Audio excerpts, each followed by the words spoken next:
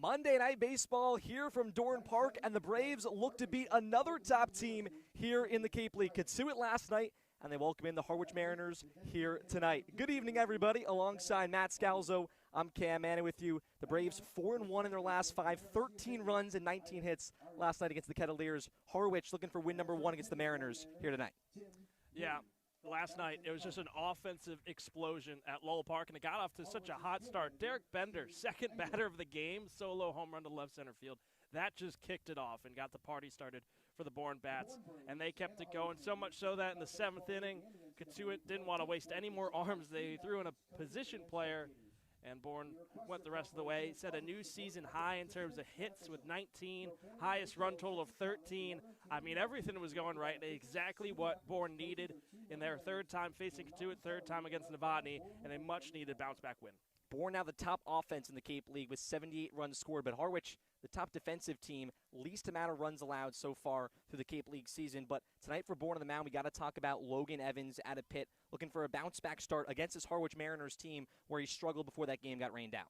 Yeah, and he struggled towards the end, but at the start, he was flawless through the first 8 hitters, 8 up, 8 down, and then he ran into some trouble in the 4th inning. Infield singles is what hurt him, and he's a pitcher that'll force soft contact, let his defense make plays behind him, fly balls as well, and I mean, it's a pitcher's park here at Bourne Park. The wind right now is pretty calm. If anything, it's a slight breeze out towards center field, so maybe not in his favor, but still a deep park, tough to get balls out, and for Logan Evans, he's just going to have that same recipe, same formula, ground balls, fly balls, and try and let his defense make plays. And there's a lot of speed within this Harwich team. That's what hurt them. That's what led to those infield singles, but a lot of new faces in this Bourne lineup that we did not see the first time around at White House Field. Yeah, and so much more to break down before we broadcast this game from Bourne Park. So we send it to Before the Bravos with Navarette and Mojo Hill. They'll break everything down and the new players in the lineup for Bourne that are seeing Harwich for the first time this season.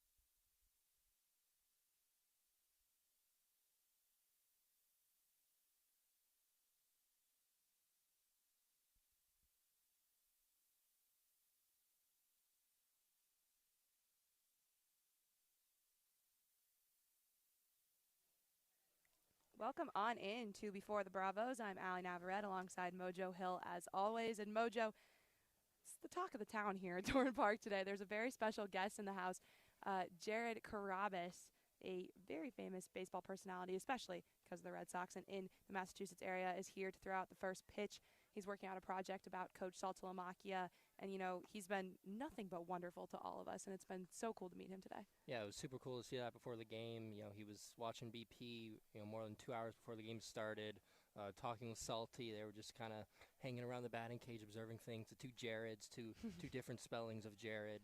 And then he was super friendly, with everyone who wanted to talk to him and take pictures with him. And, he's got a lot going on, but he was super friendly. And, I got to talk to him a bit with a bunch of other interns, and he was just super friendly. And I was a Dodgers fan, and they were all Red Sox fans talking with him. And I found out I was actually at the same game as him in 2018, the very last game of the 2018 World Series when the Red Sox beat the Dodgers, which was a painful memory for me, but a super happy memory for him. So it was cool to reminisce about that. Yeah, totally. He was nothing but nice. I got to talk to him before the game. He kind of talked to me about why he's here to work on a thing with Salty.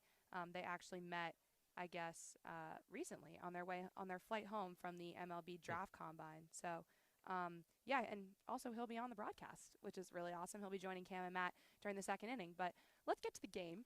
Obviously, Bourne has a real opportunity here. They took down the best in the West yesterday at Kitsui in dominant fashion. And today they'll take on the best team in the East Division, Harwich.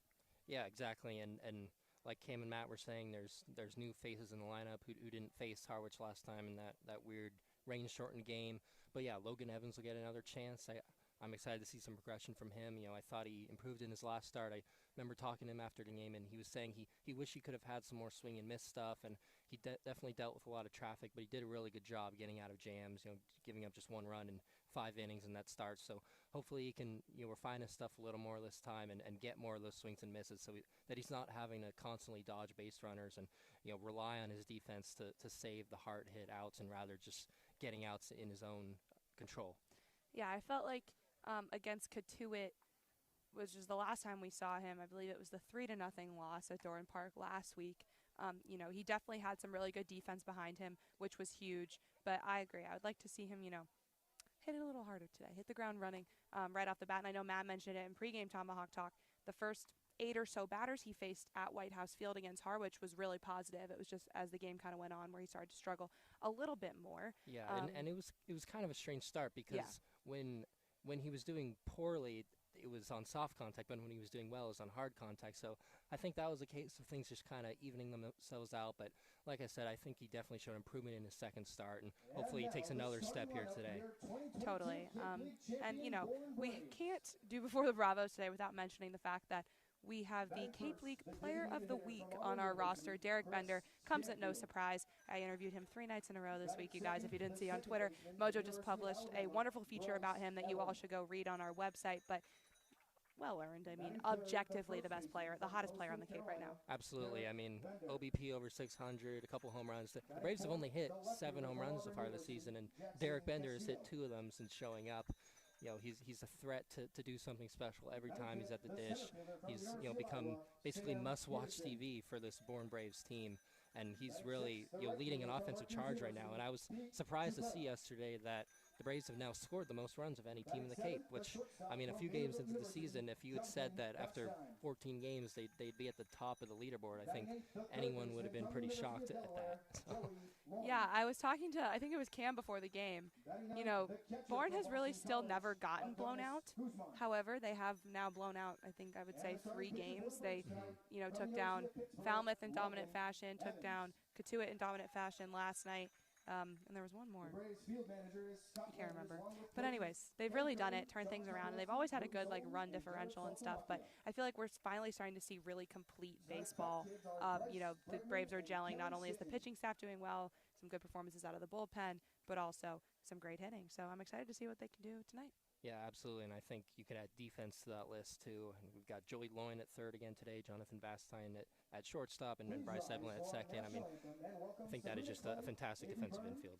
Completely. Well, we'll see if the Bravos can get it done against the Mariners tonight. We will take a step aside for the national anthem. When we come back, Cam and Matt.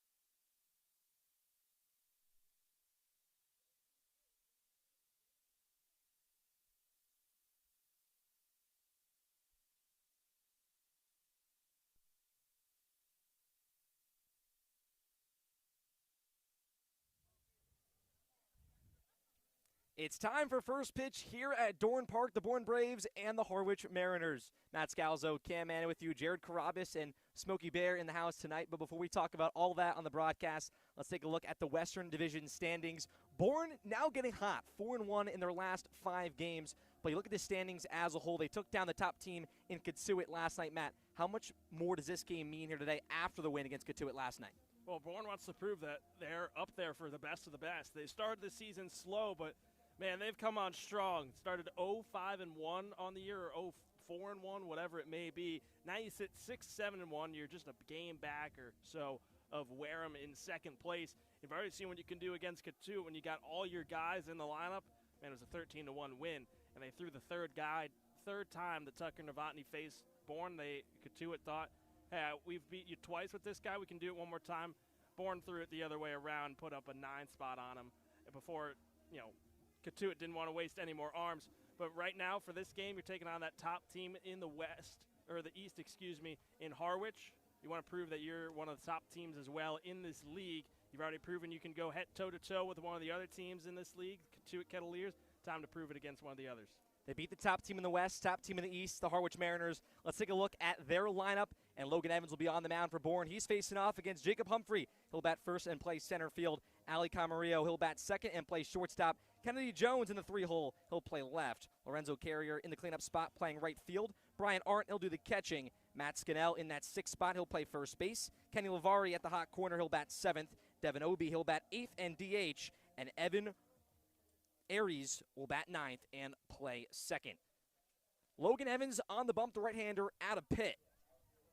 And a big outing for him here today, making his 2nd start. The first came against Harwich, and he went 4 innings, 3 earned runs. That game was concluded after 5. A large lightning and a big storm came in. Harwich won that game 3-0. And we flash forward a week and a half later. We're here at Dorn Park, the Mariners and the Braves. Humphrey, the first hitter. Evans will see. The righty at a UMass Lowell. And Evans from the windup. He'll get you underway here from Dorn Park. Monday Night Baseball. Bourne looking to be the top team in the East. First pitch grounded third base side. Chop foul, 0-1. Humphreys, your prototypical leadoff man. A lot of speed. If he's able to get on base, wouldn't be shocked if he steals. Time's called. Got to get the ball that's loose down in left field. But Humphrey's a speedy guy. If he's able to get on, might look to go a little small ball. Humphrey digs back in. 0-1 from Evans. Fastball misses outside. Count 1-1. Bourne in their white uniforms with the red lettering and red numbers and the white pants and the camo hats. And Harwich in their blue uniforms with the gray pants and the red lettering. The 1-1 comes in. This one's low to Guzman. Count 2-1. This Harwich team 3-1 in their last 4 games. Both teams are hot. The question right now is who's hotter? But Bourne, the top offense, Harwich, the top defense so far through the Cape League season.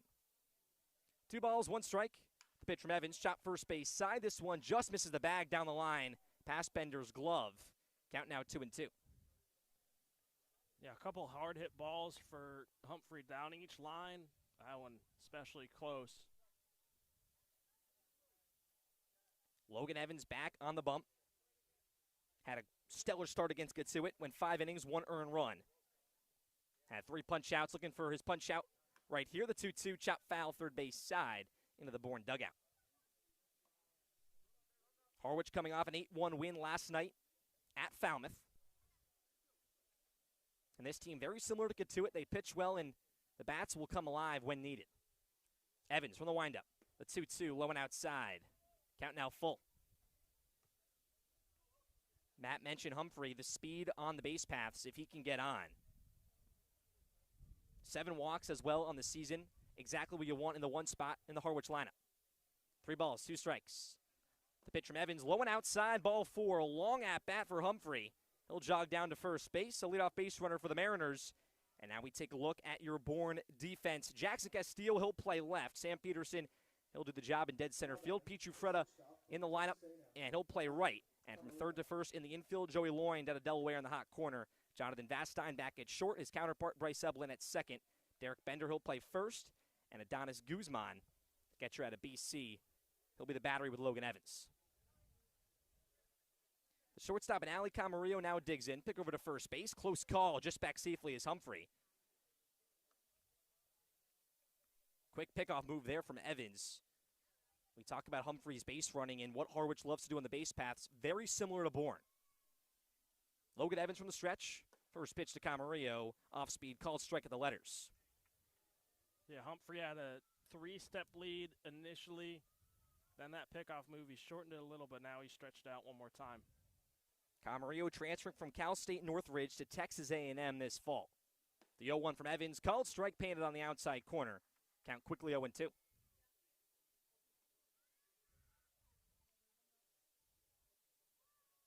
A warm night here from Doran Park. A few clouds in the sky, wind pushing back to help out the hitters. Evans picks over to first base before the 0-2. Humphrey again backsliding safely. Camarillo batting .208. 10 hits and 5 walks. The on-base percentage, a big part of his counterpart in Humphrey in that 1-2 spot.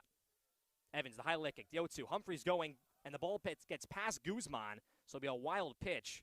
Humphrey advances 90 feet. Scoreboard goes off, count 1-2. And that's, again, the aggression from Harwich, Matt. That's how they set up all these runs. Yeah, Humphrey was just waiting for the moment where he was able to pick up on what's going on and then attack. Now, Cam and I are going to have to do some mental math to count as scoreboard's out, kind of-ish. The 1-2 pitch, check swing. Camarillo went around, dropped third strike. Guzman looks at second, he'll throw on to first. And he gets the out in Camarillo, the first punch out for Evans. There's one away, that scoreboard clicking on and off. But we got you here. Kennedy Jones now will take his first swings. Was at UNC Greensboro. He'll transfer to South Carolina, moving over to the SEC. RBI chance for him. Humphrey still off second base. Jones, the RBI leader for Harwich with 12. And there's a balk called by Evans. So Humphrey advances 90 feet now. And he's one base away of Harwich striking first. We talked about it in the pregame. In their last 5, 4 of those wins, they struck first every time. That's why they've been so good. First pitch to Jones, called strike on the inner half, 0-1. And Evans had a nice bounce back at bat against Camarillo, and now that walk makes the job a little easier for Jones. Evans, 0-1, off speed, slider going to miss low. Good frame from Guzman. Count knotted at once. First baseman and Bender is in, loined 2 steps off the line at third. That's where Humphrey is. Middle infield, normal depth for the Bravos. 1 ball, 1 strike, 1 away. Pitch to Jones, fastball outside. Count 2-1. For Jones, you're just thinking to simplify things. Fly ball, and with the speed Humphrey's got, should be able to bring him in. Glove of the belt for Evans. 2 balls, 1 strike. Here's the pitch, swing and a miss at the fastball. Foul tipped into the glove of Guzman. Now the count 2-2, and Evans looking for punch out number 2. We talked about that strong start against Kitsuit. He only walked 2 on 3 strikeouts. Kept Bourne in that game. That was another loss against the Kettleers. 2-2 pitch, changeup low, blocked by Guzman. Humphrey stays at third. Count now full. Second batter, Evans will go to on a full count. And this Harwich lineup, statistically average-wise, not been the best start for them, but what they do better than anyone is they drive runners in. Third best offense in the Cape League, 14 games in. The 3-2 pitch, chop third base side. Vastine picks it up at the backhand at short, fires across the diamond, not going to be in time. Humphrey's going to score an infield single for Kennedy Jones, his 13th RBI for the Mariners, and they strike first. It's 1-0. Now batting, the right fielder, University of Miami, Lorenzo Carrier. And Jones knew, just put a ball in play, should be able to bring Humphrey in, and then Jones, he's pretty quick himself. And he put it in that no man's land between Loin and Vastine. It was going to be a tough play. We've talked a lot about Vastine's glove, but that would have been a whole new level. The right fielder, Lorenzo Carrier, digs in. First pitch fastball inside. 1-0. Vastine's range in the infield is just spectacular. Almost making that nice play, just hit perfectly from Jones to drive in that run. He has the speed as well. He's a 2-step lead off first. The 1-0. Chop foul third base side. Count knotted at once. Scoreboard's still a little bit wonky right now. Has the count incorrect, the outs correct, the score and the hits correct. But a 1-1 count here from Evans to Carrier. The pitch, wave and a miss, out in front of the slider. Count 1-2. Carrier, the outfielder out of Miami. Batting .227 on the early season, 5 RBIs. Two-step lead for Jones off first base. Evans, the highlight kick, the 1-2, changeup low, blocked by Guzman once again. Matt, his bat hasn't sped up so far yet, 0 for 9, but his defense behind home plate has been phenomenal for the Bravos. Yeah, it's exactly what he's going to give you. Prides himself on his defense. He knows eventually his bat's going to turn a corner. Here's the 1-2 pitch, chopped in the box, foul. Hit the bat of Carrier twice, actually. We'll do it again. This Harwich team dominant last night. They were up 5-0 against Falmouth. Falmouth striked, but the Mariners just stayed in front. Top team in the East Division, second meeting between the two squads. Two-step lead for Jones. The 1-2. Called strike 3. Went to the slider, painted outside corner, punched out number 2 for Logan Evans, and there's 2 away. And Evans, he's just staying comfortable, doing what he does best, working that off-speed in with that fastball. And for him, it's just damage control. It's not been too much damage, just the one hit. Did have the walk, and Humphrey with his speed, he made it quickly around the bases, which was trying to settle in, keep it within striking distance, and let his offense go to work when they get the chance. Bryant Arndt, the catcher, digs in, chops this one foul first base side. Arndt out of North Carolina, Wilmington. Leads the team in average right now at .346. 1 home run as well. He bats right. Jones still off first with a 2-step lead. 2 away here in the top of the first. The pitch on the 0-1. Shot foul once again in the box. Quickly 0-2, and Evans looking for all 3 of his outs here early on to be punch-outs. Has 6 so far on the season. 3 against Harwich, 3 against Katuitt. We talked about his early start against Harwich. It was solid until that third inning. 3 earned runs, few infield singles for the Mariners. No balls, 2 strikes. The pitch fastball upstairs, gets past Guzman. Jones will advance on the wild pitch, and Harwich with another runner in scoring position. And Adonis will be upset with himself, and he let out a little sigh after the ball got by him, thinking he should have had it.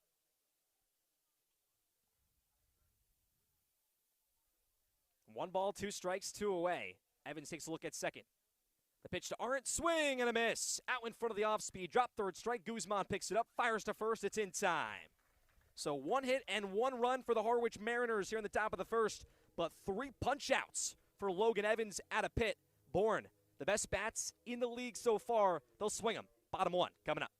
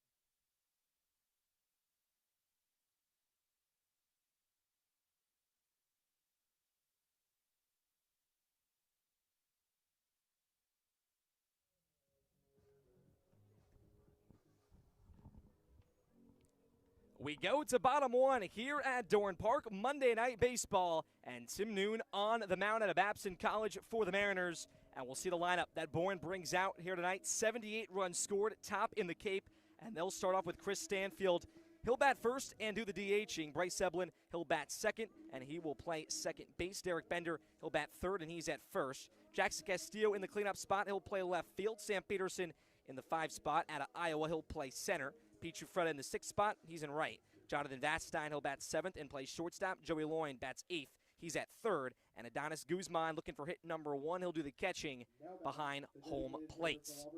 Tim Noon, the lefty out of Babson, on the mound. And a tough task for him to keep the Harwich Mariners hot. Bourne, also hot, 4-1 in their last 5. Stanfield, the righty, digs in. Noon's first pitch, fastball low and inside, 1-0. Stanfield's played in 1 game so far against Hyannis. He led off that game, scored as a leadoff batter, had an infield single. As he pops this one up, shallow right field. Coming in is Carrier, settles under it, and he'll make the catch for a quick out number 1. And we take a look at your Harwich infield and outfield. In center is Jacob Humphrey. He's flanked on both sides by Kennedy Jones in left, Lorenzo Carrier in right. And from third to first in the infield, it's Kennedy Lavari at the hot corner, Ali Camarillo at short. It's Evan Arias at second base, Matt Scannell, he's at first, and Bryant Arndt is the battery with Tim Noon.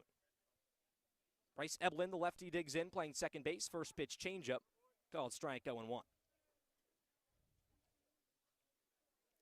Noon loves to throw a lot of off speed. Only 1 strikeout in 2 appearances so far. Is 0-1, fastball outside. Count 1-1. Yeah, Noon pitches at the D3 level with Babson, so he knows he's not going to be able to overpower these hitters. As the 1-1 comes in, popped up in the infield third base side. The shortstop in Camarillo, he'll call everyone off, make a 2-handed grab. And a quick 2 outs here for Noon and this Harwich defense. And Matt brought it up. His 2 appearances, both 4 innings, they were both solid outings. His start against Katuitt, 4 earned runs. Walks are not the problem, just doesn't punch out a lot of hitters. We mentioned that 1 strikeout against Orleans. Derek Bender digs in, first pitch fastball upstairs. The Team Mobile Cape Cod Player of the Week. Batting .538, 8 RBIs, 2 bombs. The 1-0 comes in, called strike on the outer half on the change. Normal depth for the Harwich defense. Noon working quickly. The 1-1, swing and a miss from Bender on the outside fastball, count 1-2. Yeah, and thing Noon's going to try and do is just not give people time to breathe. The 1-2 pitch fouled back from Bender. And he's looking for a quick inning right here. Harwich has that lead at 1-0, striking on the Kennedy Jones RBI infield single. 1 ball, 2 strikes, 2 away. Noon's pitch to Bender, change up low. Bender's not biting. Count knotted at 2s. We'll be joined by Jared Carrabbas in just a little bit on the Bourne Braves broadcast network. 2-2 to Bender, fastball upstairs. Count now full.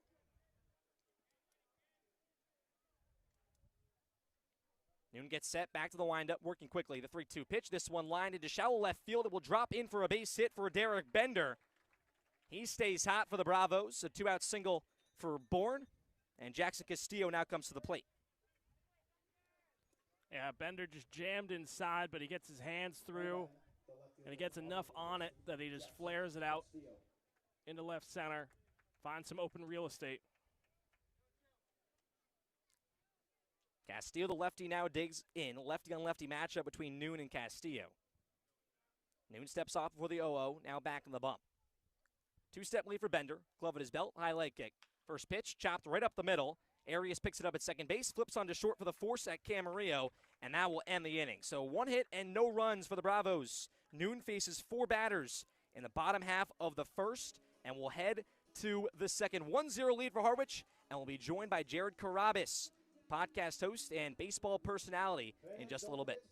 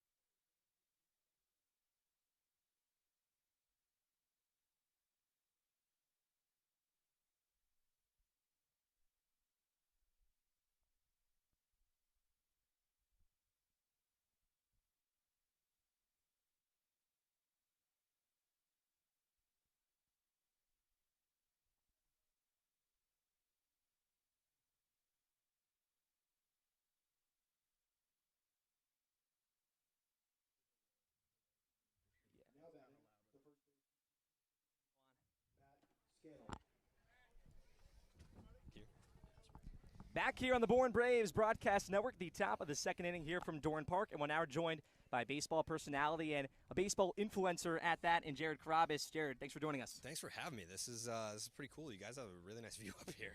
Jared, thank you. And I got to say, first off, the Bourne Red looks good on you. We talked about, your favorite Cape team. How are the impressions so far? Listen, been treated amazing since we got here. It's my first time in the Cape in general, never mind a first Cape League game. So to get to have this type of experience for my very first Cape League game, I'm very excited and honored. Logan Evans on the mound here. Matt Scannell in the box, 1-1 count. Harwich with that early lead so far. Scannell, the lefty out of Princeton, the 1-1, shot third base side. Loin picks it up on a glove grab, fires across the diamond. It's in time. And one away here for Evans on a bounce-back inning. Who's the starting pitcher? So this is Logan Evans at a Pitt. Okay. And, very nice kid. He complimented my shoes before I threw out the first pitch. He is. And, I talked to Logan Evans, not a Yankee fan. Okay. And, that might help you out on your impression of Evans. Sure.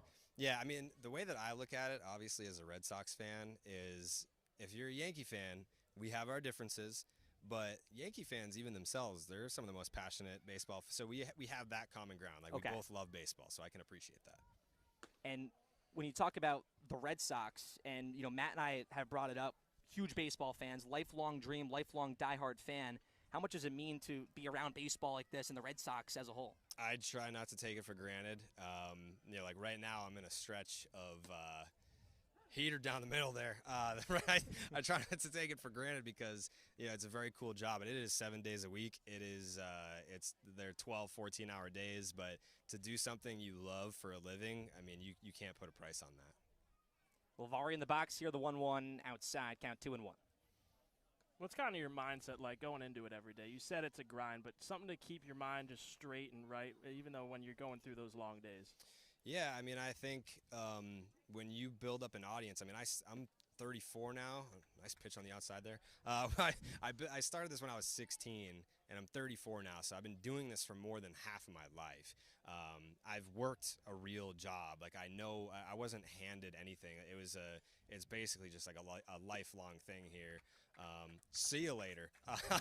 It's something that I've just worked my whole life for. So when you continuously try and climb the ladder every single day, the higher you climb and you look down and see how far, the progress is what motivates you. I mean, if you're going to the gym every single day and you're dieting right and then you're still not losing the weight and you're not happy with your body, then you're going to get discouraged and maybe you don't stick with it. Base it into left field here for Devin Obie out of Duke, runner on for Harwich.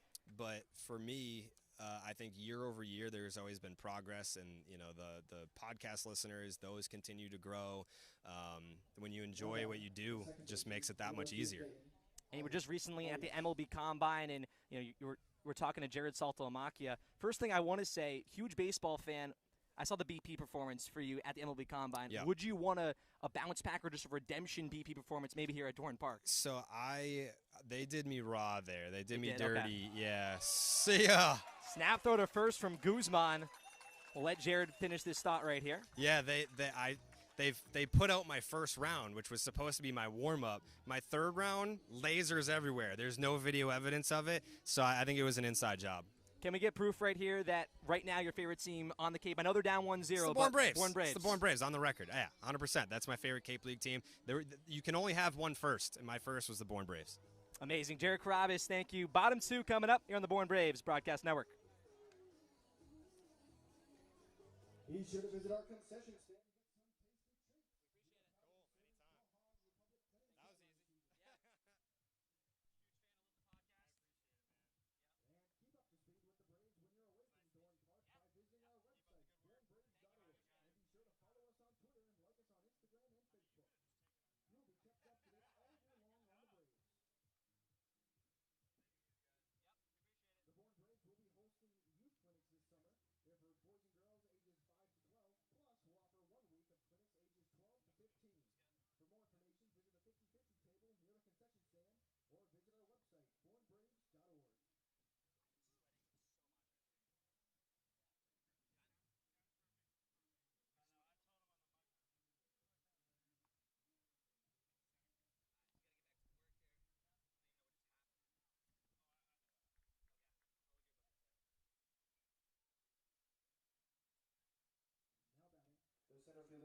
We return on the Bourne Braves Broadcast Network, the bottom of the second inning.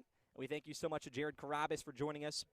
If you're a baseball fan, you know Jared Carrabbas. If you're a Yankee fan, you may not love him. Peterson check swing, third base side. Lavari picks it up on a hot, fires across the diamond. It's in time, one away, and Noon picks up right where he left off. But Carrabbas is a great guy to talk to, and you know, you talk about, Matt, you just being a huge baseball fan, a guy that's living out his lifelong dream, working around the Red Sox baseball as a whole, really special to see. Oh, he's just an exceptional human being. He does his great job with what he does every single day. And taking the time out of his busy day to, you know, just come and chat with us for a little bit. 1-0 count to Chufreda. The 1-0 comes in, called strike, 1-1. I mean, I made a joke with him when he was leaving, is that, you know, he did a little bit of play-by-play there himself during that. I mean, he might have just taken our jobs. 1-1 shot first base side, picked up by Scannell. Flip on to first to Noon. It's in time. A 3-1 putout. Harwich moving quick so far in this one. On the pitching side of things, very similar to the first meeting between the two squads. But, you know, I have a long car ride coming up after this game, and, you know, if I'm talking about Jared Carrabbas, Baseball is Dead, his podcast with DraftKings, something I love to tune on. See, I am a Yankee fan, and, you know, I can have that non-biased talk, so I definitely appreciate what Carrabbas was saying as first pitch to Vastine is a called strike. You call us a passionate fan base. But, you know, it's really all you can ask for. You know, one fastball upstairs, now count 1-1. Yeah, you know, it's a great rivalry that goes on, and I know my dad might have. 1-1 comes in, fastball low, 2-1. My dad, I think, has a similar view on it all. As a Yankees fan, you know, he doesn't love the Red Sox, but he respects the. Vastine pops this one up in the air, shallow center field. Camarillo at short going back. Humphrey comes in. He'll call him off to end the inning. So it's been quick so far here from Dorn Park. Top three coming up. Harwich with a 1-0 lead over the Bourne Braves. You stick with us on the Bourne Braves Broadcast Network.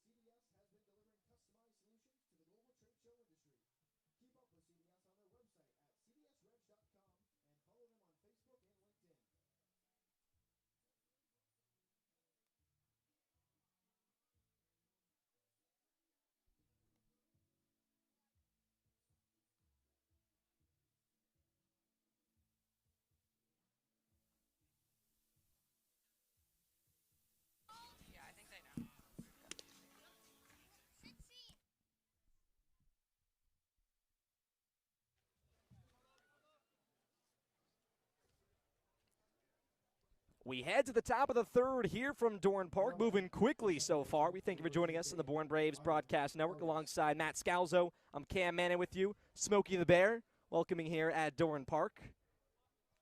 Exciting sight. Good night so far for baseball. Mariners with a 1-0 lead. Here's Evan Arias, who's digging in the 9-hole. First pitch, strike to him. The pitching so far for the Mariners has been stellar. Bourne bats with one hit, Harwich with two. 0-1 to Arias, chop foul, quickly 0-2. Second baseman Ada Dayton just got here with the Mariners. Went 1 for 3 last night in the win over the Commodores. He's back in the box. From the windup here is Evans. No balls, 2 strikes. Pitch to Arias. Slider outside. Gloved by Guzman, count 1-2. And when Carrabbas was on, we didn't get to talk about Guzman's snap throw to first base to Bender. That was unbelievable. Now the Harwich broadcasters talking to Jared Carrabbas. Swing and a miss from Arias. Goes down swinging, 1 away.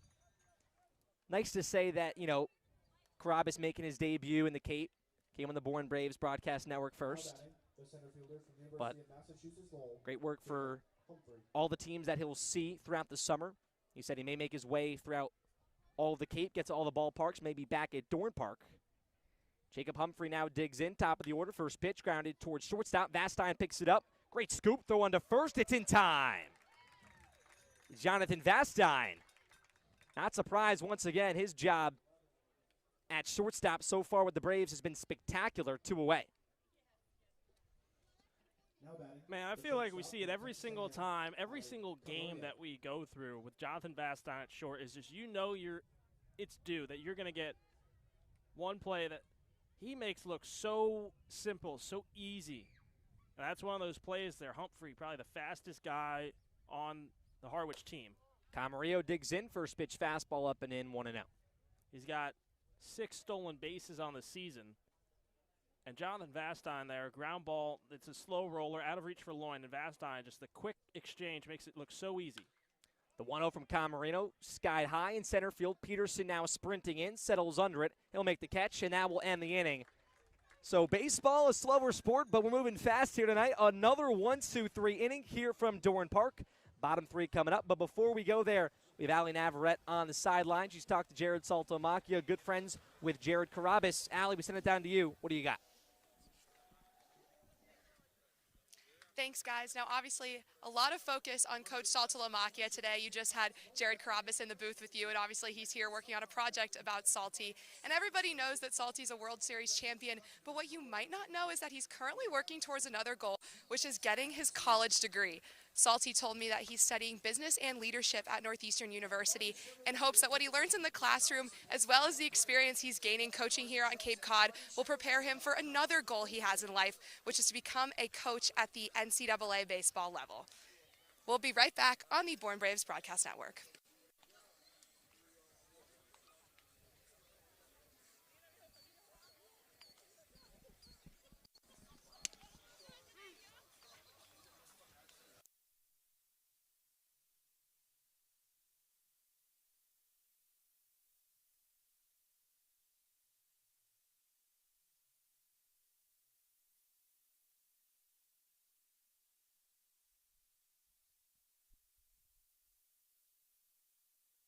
Now batting, the third baseman from the University of Delaware. The Bravos looking for run number 1 here tonight, the 15th game of the Cape League season. It's the Mariners, it's the Braves. Tim Noon back in the bump, 8-9-1 for Bourne. Here's Joey Loin, pops this one up first base side. Scale running over at first base towards the wall. He'll make the catch in foul territory. Man, tough to talk about the Bourne hitters when Harwich is moving this efficiently and this quick. So Loin goes down, and here's the 9-hitter Adonis Guzman. Yeah, we touched on it, is that, you know, Noon's a D3 pitcher, and he's not going to overpower you. He's going to throw you some junk, and try and work around you. But here he's, you know, giving these hitters pitches to hit, but he's putting them in different spots, making it hard, elevating the zone, lowering the zone, working quick. First pitch to Guzman. This one line towards right center field and pretty deep. Carrier going back at the track, at the wall. This one is going to bounce against the wall. Guzman goes to second base. He's in there standing. Hit number 2 for the Bravos. A man in scoring position. Guzman's first hit on the Cape. And back to the top of the order with 1 away. I don't think you could have asked for a better person to finally crack the code here against Noon. Guzman, who's been looking for his first hit, he's been swinging the bat well, just kind of gotten unlucky, but we've talked about his defense multiple times, and talking to him, he felt confident that he was going to get the first, his bat was going to come around, and that was a perfect hit, splitting the gap and right. Chris Stanfield digs in. It's a push bunt towards the right side, picked up from Scannell at first. No throw to first. Chris Stanfield with the speed. Snap throw to third. Guzman's back safely.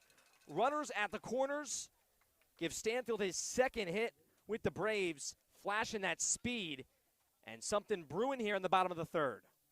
I mean, are you kidding me? I mean, the saying is speed kills, and Chris Stanfield has some unreal speed out of the box.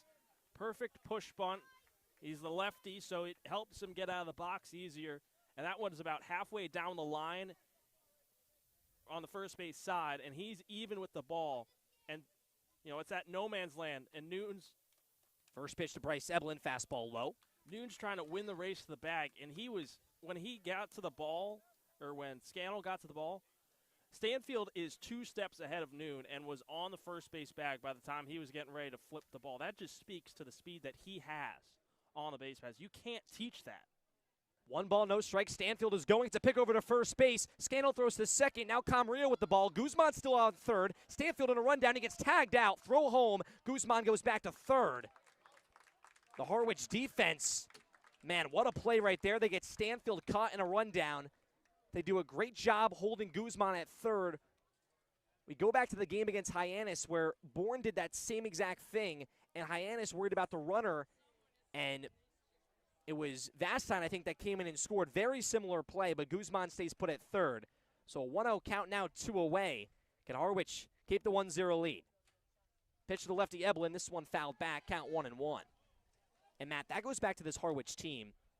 You're 9-4 for a reason. The biggest reason for this Mariners squad, 47 runs allowed. That's first by 9 runs right now in the league. Yeah, they're a disciplined team. Great defense. Noon, the highlight kick, the 1-1. Slider outside. Count 2-1 to Eblin. That's just another thing you can't teach is either you got that defensibility, that defensive confidence and responsibility, or you don't. And if you make those errors, they're going to come and haunt you. The 2-1 line up the middle. It's a base hit. Guzman's going to score. We're tied at 1. The RBI single from Bryce Eblin coming up big, his 5th RBI of the summer. 1-1 here from Dorn Park. And we've talked about Eblin before a lot. Now batting, the Sort of first how he baseman, had that Coastal Carolina, up and down Barrett summer last year, Bender. but turn it on late in the playoffs. I think he had 6 RBIs his whole entire summer with Bourne. He's got 5 here in just about a week of action. He's been huge. That veteran leadership, someone that's been around Cape baseball for a summer. Derek Bender now digs in that 3 spot. Eblin with a 2-step lead off first. Noon's first pitch, chop, third base side. Picked up from Lavari, ranging to his left, fires onto first. It's in time, and that will end the inning. But 3 hits for the Bravos here in the bottom of the 3rd on 1 run. They tie this game up against the Mariners. Top 4 coming up. I'll hand play-by-play off over to Matt Scalzo. Stick with us on the Bourne Braves Broadcast Network.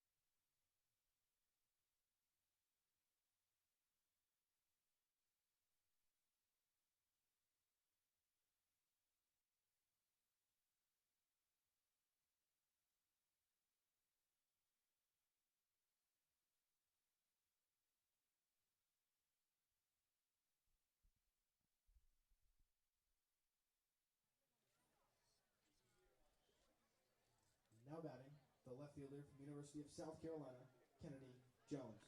Back at Dorn Park, we're into the 4th inning here on a cloudy Monday night. Lights have come on here from Dorn Park. They've been on since first pitch. As the sun is setting and the clouds and the dark sky continues to persist. Here, Kennedy Jones will lead off for Harwich, and first pitch is grounded foul down the third base side. Scott Landers stopping it with a clipboard before it goes into the Bourne dugout. 0-1, fastball's low, and it's 1-1.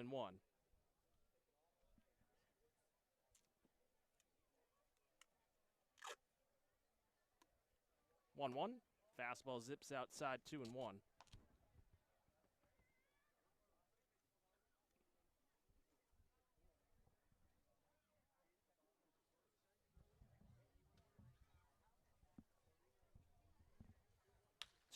Jones lines it deep out to center field, straight at Peterson. He ranges to his right and makes the catch for the first out. Talk about a quick baseball game right now. First pitch Now batting, came right around 6. I think it was a 6:01 first pitch.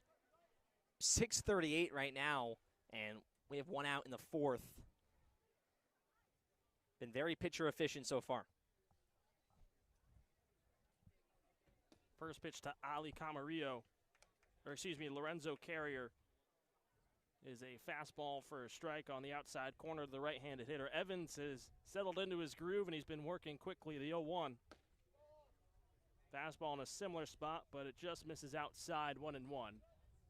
It was a sunny day here at Dorn Park, but right around first pitch, these clouds have rolled in, and they've persisted. The 1-1.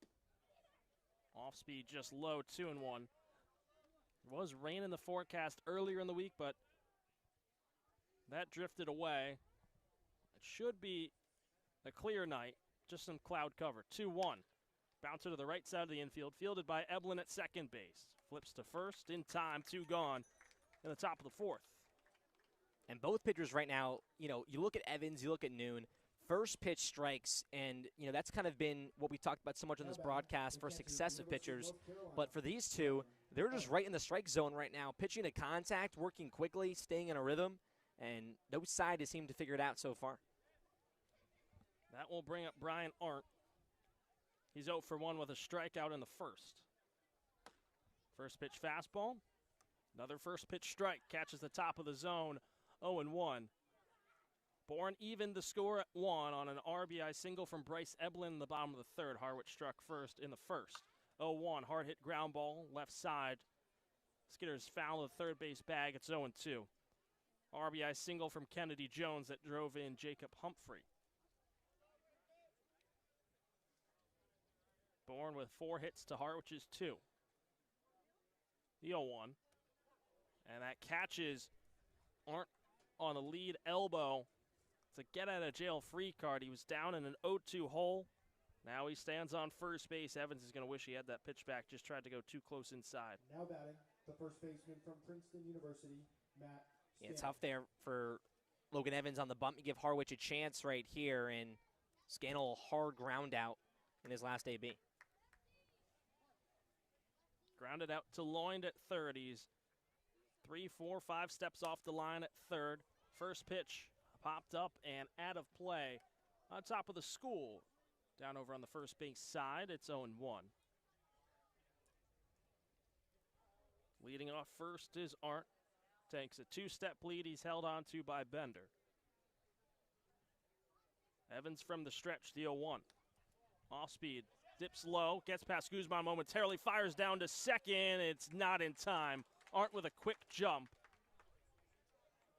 They're able to get in ahead of the tag. Nice strong throw from Guzman, even though he lost it momentarily.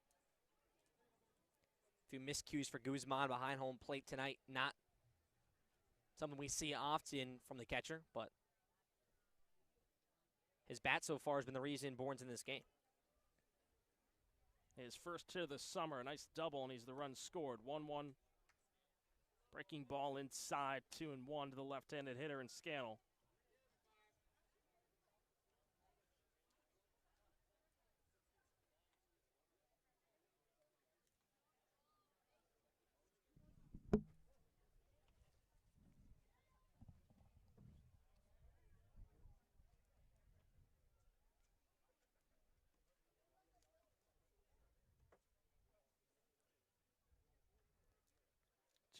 Evans will loop a throw over to second base.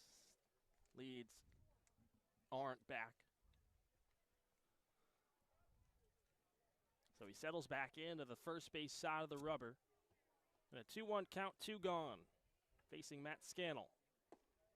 And it's a swing and a miss on the 2-1. Jammed him inside. Evens the count to 2-2 with 2 outs. Man on second. Evans trying to work around the hit by pitch and stolen base from Arndt. He's got 5 strikeouts so far.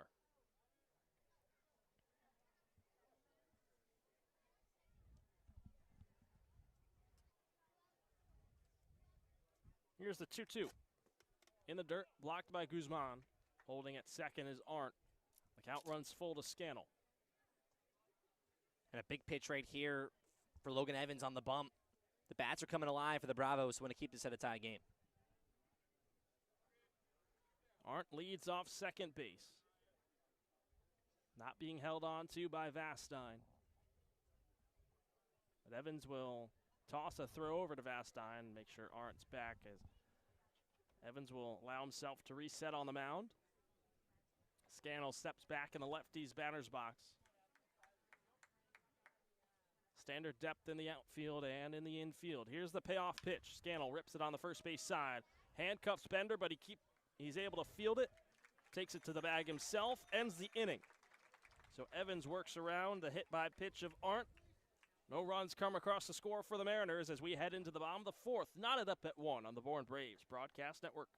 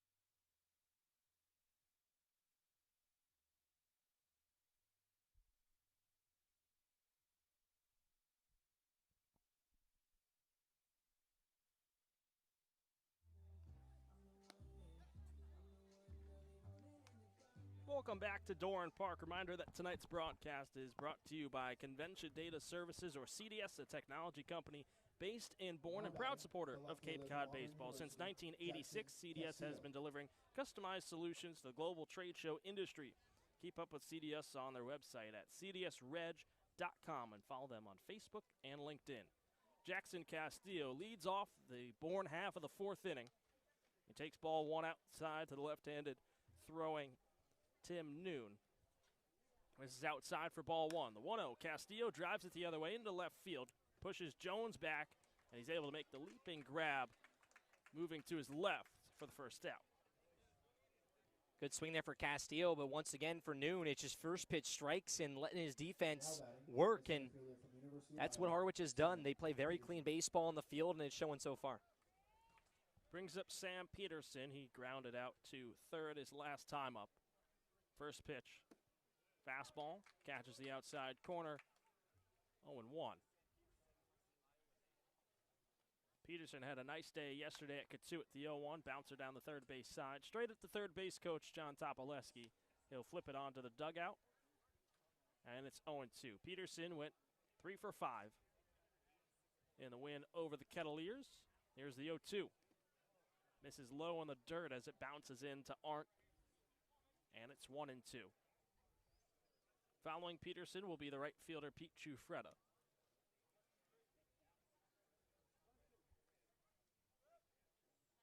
Here's the 1-2 to Peterson. Fastball misses low inside over top the shoes of Peterson, and it's 2-2.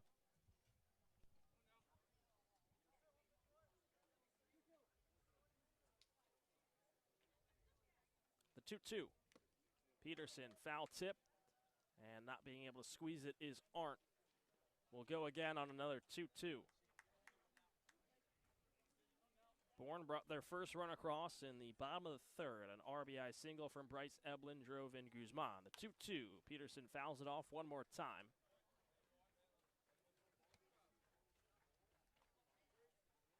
And a big spot for Bourne here. I know it's a 2-2 count, but for Peterson, he's the right guy you want on with one away, his speed. The 2-2, Peterson. Seems like deja vu. It's been 3 pitches in a row that Peterson has fouled off. As once again, we'll ready on another 2-2 delivery from Noon. And we brought up Peterson, 3 hits last night. Another 2-2 this time. Misses outside on the off speed, so Peterson's worked it back to a full count. Noon quickly to the mound, 3-2. Peterson ropes it down the left field line, but it'll pull foul into the crowd. Some fan almost tried to make just a barehanded grab running backwards. What an effort down the line. Here's another payoff pitch to Peterson.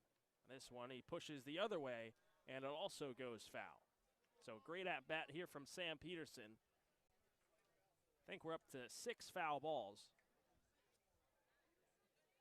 See those fans up on those mounds down the right field line looking for that foul ball that came screaming in. Here's another 3-2. This one misses inside, and Peterson with a beautiful at-bat gets rewarded by working a one-out walk. The right guy you want on there in Peterson. And don't be surprised here if he's going to be running. Tie game here, pitchers kind of duel. You want to be aggressive in the base paths. Peterson's got that speed, like we said. Takes that lead off first, but he'll head back as a throw over from Noon. Noon switches up to work from the stretch, operating from the first base side of the rubber, facing the lefty and Pete Ciuffreda. First pitch fastball catches the outside corner, and it's 0-1. On deck is Jonathan Vastine. Peterson takes his 2-3-step lead, and then he'll scurry back to first as Noon one more time throws it back over.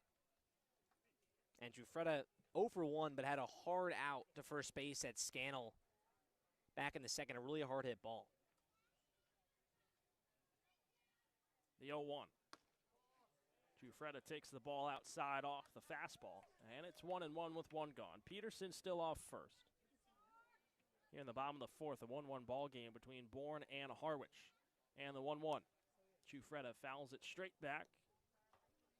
Count moves to 1-2.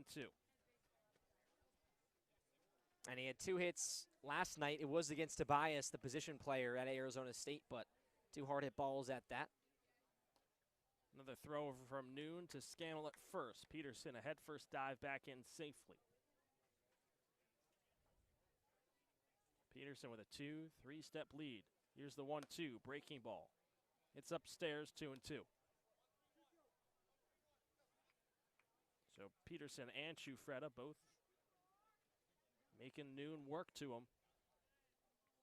2-2, Peterson going. Ciuffreda pops it up left field, shallow left field. It pushes Lavari back, now into foul ground, and he makes the two-handed grab for the second out. Tough there for Bourne, a long at-bat for Ciuffreda. And once again, what Noon is doing, he's just working so quickly. And if I'm the Bourne batters right now, at some point you got to just call time and let Noon kind of get out of his rhythm and change something up right here. Because Noon gets on the bump, he's set and he's going. Throw over to first. Peterson back standing ahead of the first pitch to Vastine. He's 0 for 1. Popped out to center field his last time up to end the second. And one more time, a throw over to first. Sees Peterson back in time. Believe that is the 5th time in the last 2 batters that Tim Noon has thrown over to Peterson. First pitch swinging. Vastine tips it into the mitt of Arndt. It's 0-1.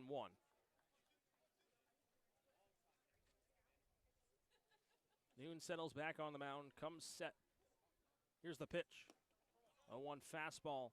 Misses low and away to the left-handed hitter in Vastine. It's 1-1. On deck is Joey Lloyd if it gets to him. He's 0 for 1 with a pop out to first. In foul ground his last time up.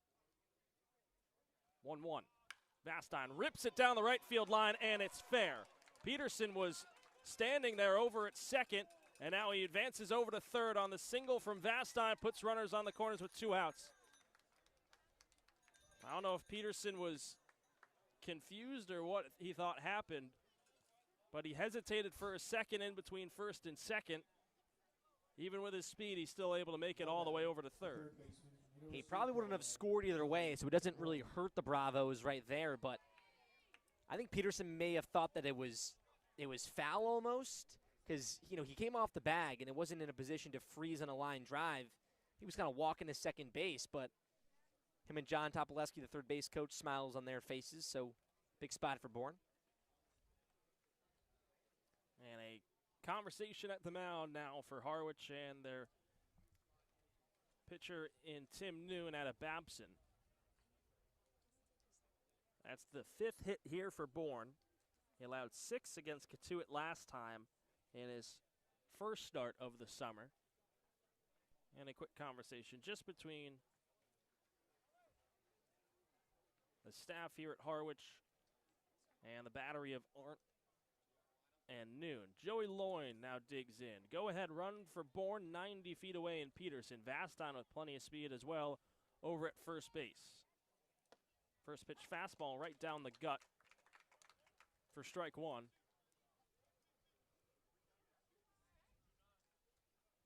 And a big spot for Loyne right here. Last time he was at this park, put a ball way over the left field fence.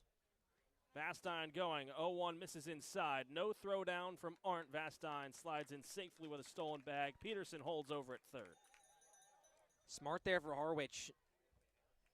Playing smart, knowing that Noon's pitching well, but could haunt them right here. If Loyne could get a base hit, could score 2. The 1-1, Loyne, and he pulls it foul down the third base side.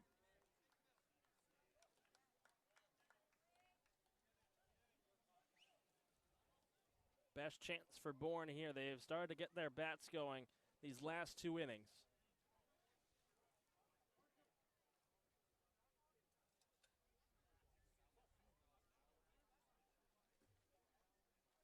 Here's the 1-2.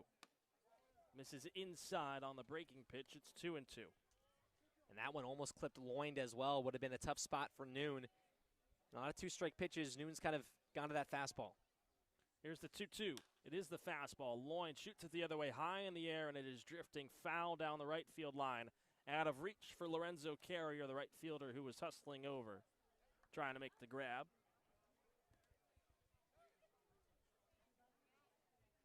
Count stays at 2-2 with 2 outs. Vastine off second, Peterson off third.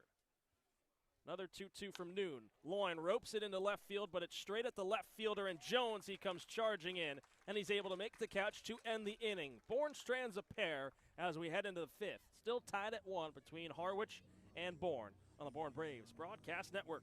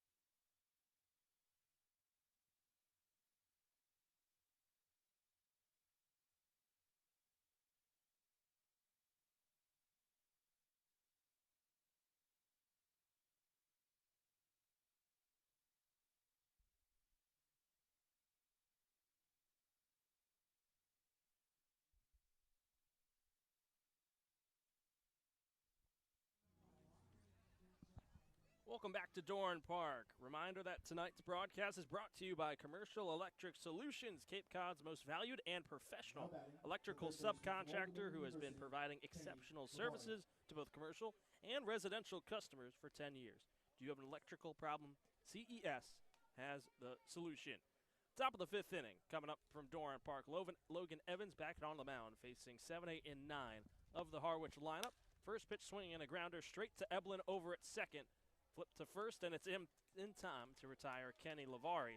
He falls to 0 for 2 now on the night.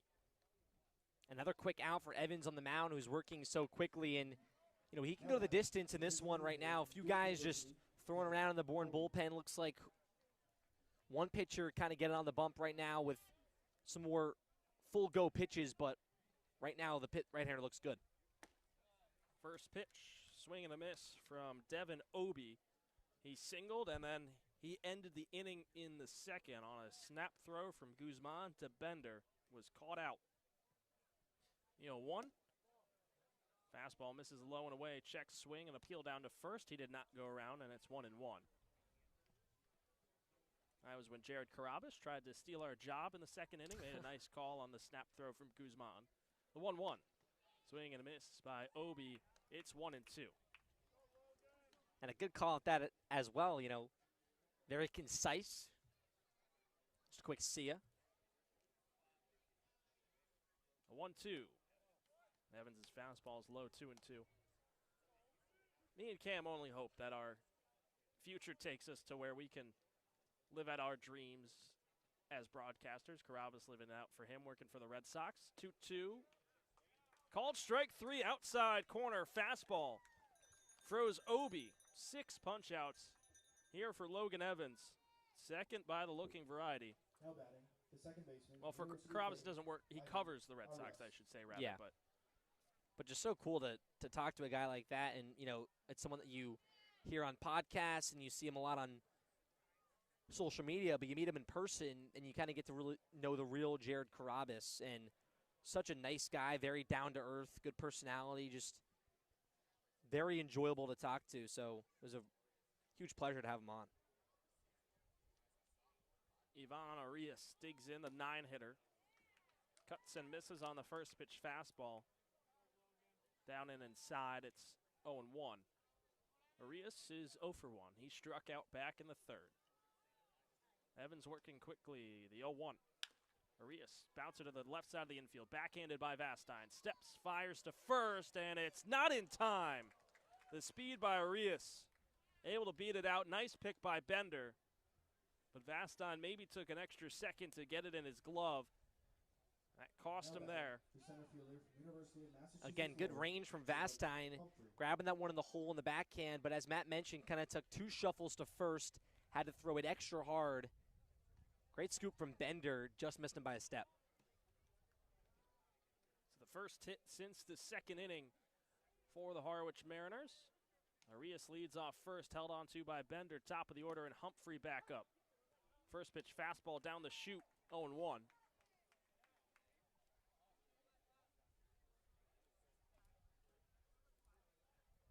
Arias takes a 2-step lead over at first.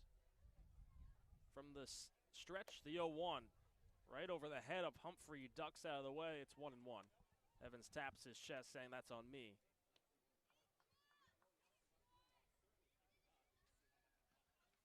He'll settle back in onto the mound.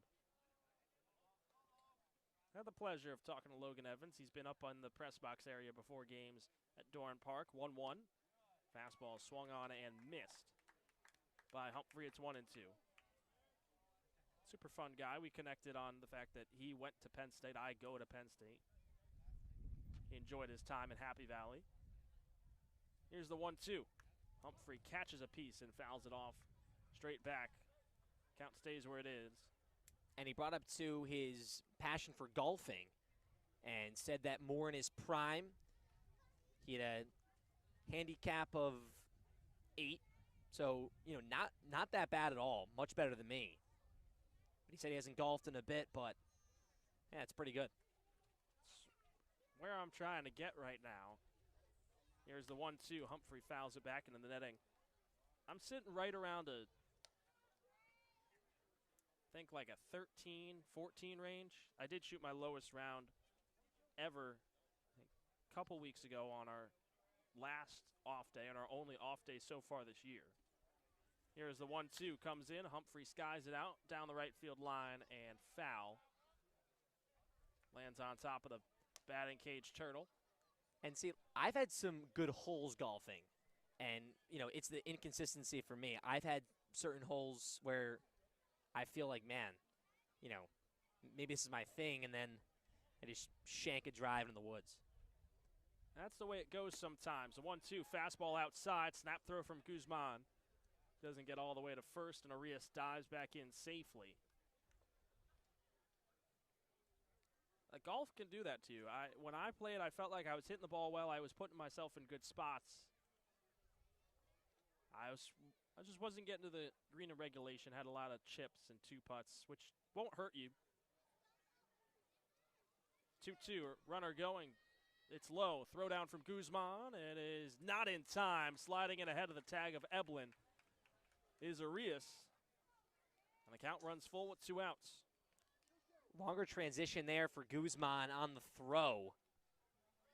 And Arias and the speed for Harwich giving them another chance here with 2 outs. Humphrey settles in. It's been a long count here. He's already worked 1 walk. Here's the payoff pitch.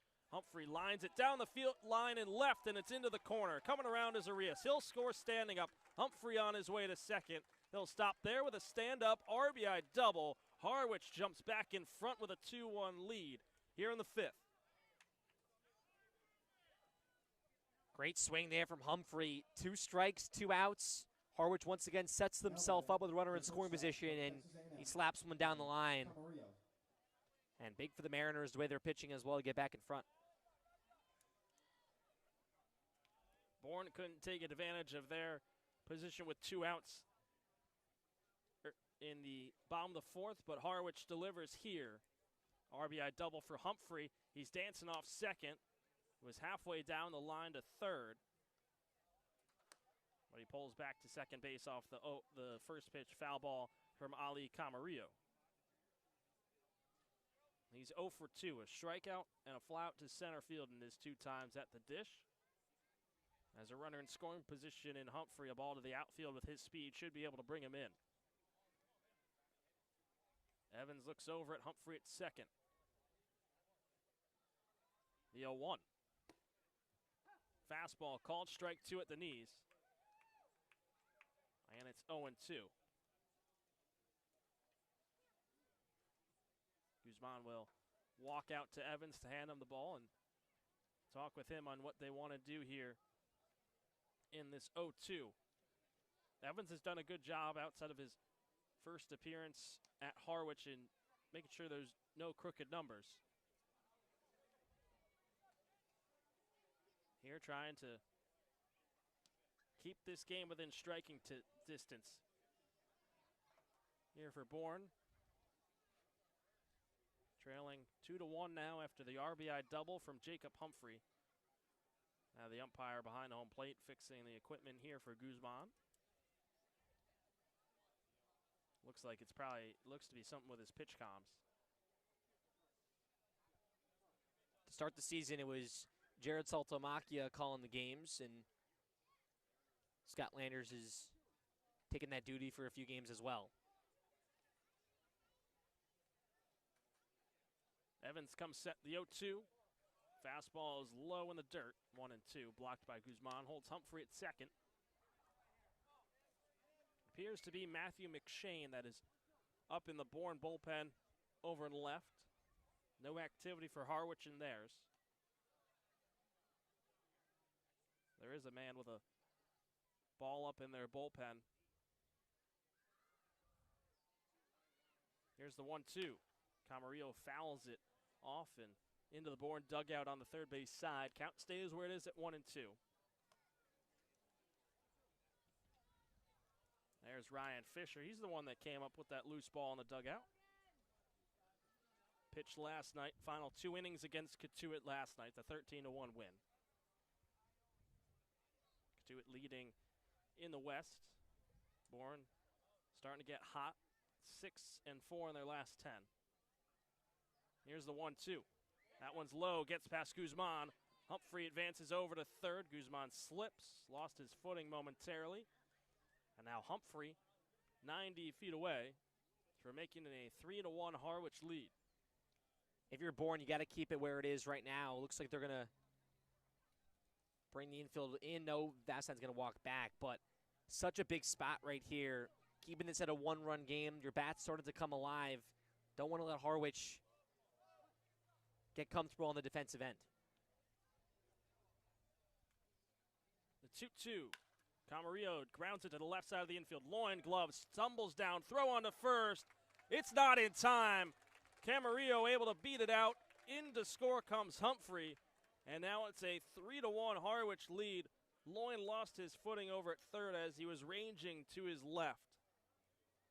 Now batting. And Harwich, once again, very similar to the first meeting between the two teams, the infield singles. Just this Mariners squad putting the ball in play in tough spots for the Bourne defense to make plays, and their speed helping them out on the infield singles. Arias had the RBI, or had the single, and he came in to score on the double from Humphrey, and now Camarillo the RBI.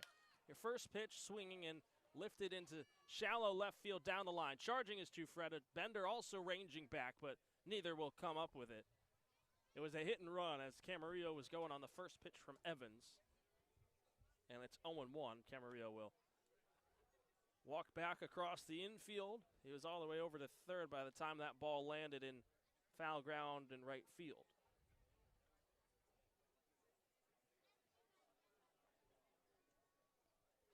And if you're Evans right now, once again, not a lot of hard hit balls, good pitches, just unlucky. Just the Mariners putting the ball in very tough spots in the infield. Snap throw over to first in time. Evans, the quick pickoff move. We've seen him get close a couple of times tonight. There he gets Ali Camarillo caught out. That'll end the inning, but Harwich adds a pair. They take a 3-1 lead as the Bourne Bats come back up here in the bottom of the fifth from Doran Park. Fans, make sure you're on.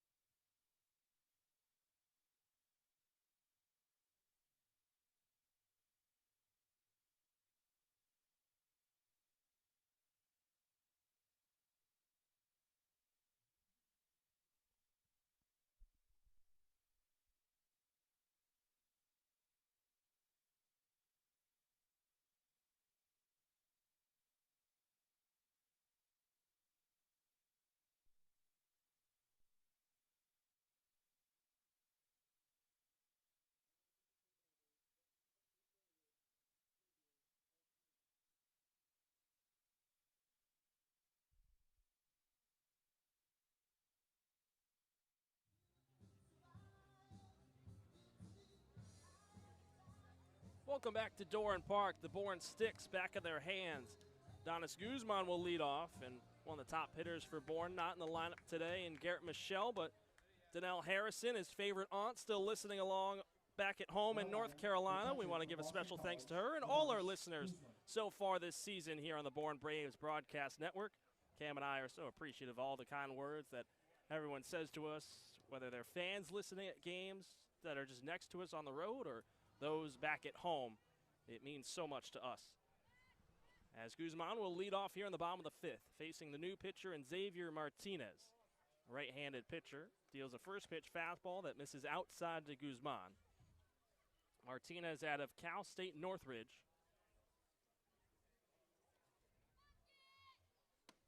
1-0 fastball, or excuse me, off speed, misses down and inside to Guzman. It's 2-0. For Martinez, this will be his third appearance of the season. He's 0-0 in 4 2/3 innings of pitched with a 3.85 ERA. The 2-0 fastball zips outside to the righty in Guzman. It's 3-0. His last appearance for Martinez was on the 21st of June against Chatham. Went 2 innings, just allowing 1 hit, striking out a pair and walking 1. 3-0, misses down low, and it's a 4-pitch walk. So Guzman has been the spark in this Bourne lineup. Had the double, came in to score in the 3rd. Now he works a leadoff walk here in the bottom of the 5th. And this Harwich team this season, not a lot of games where their bats have just absolutely exploded. You know, they're still a top 3 offense, but with the Bourne bats right now, Bourne's able to have these kind of back and forth offensive battles. You wonder if Harwich is as well. First pitch to Chris Stanfield, the designated hitter, off speed, catches the zone, and it's 0-1. Stanfield's 1 for 2. A bunt single back in the 3rd. As a snap throw over to first, Guzman back in time. He's not trying to have the same fate as Ali Camarillo, who was picked off by Logan Evans in the top of the 5th. The 0-1.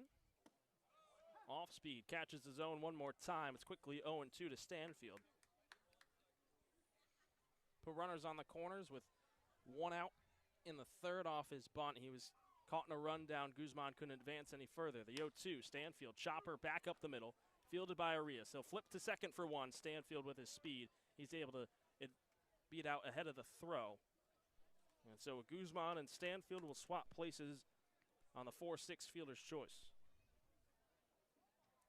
Not the worst thing if they swap places. The bad part is the out in the inning, but Stanfield so fast in the base paths right now.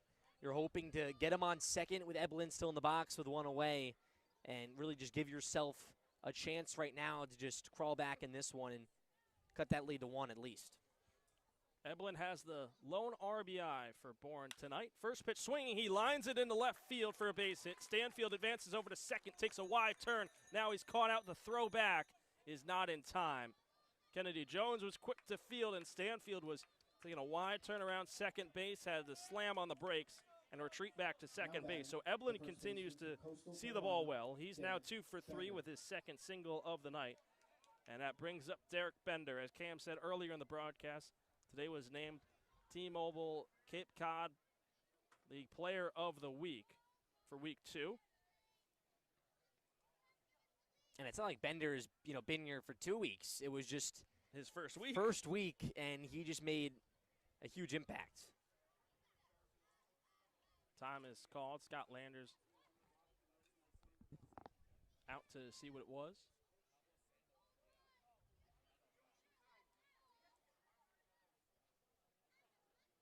I think they're talking about the amount of step-offs or time called either to Bender or Martinez on the bum.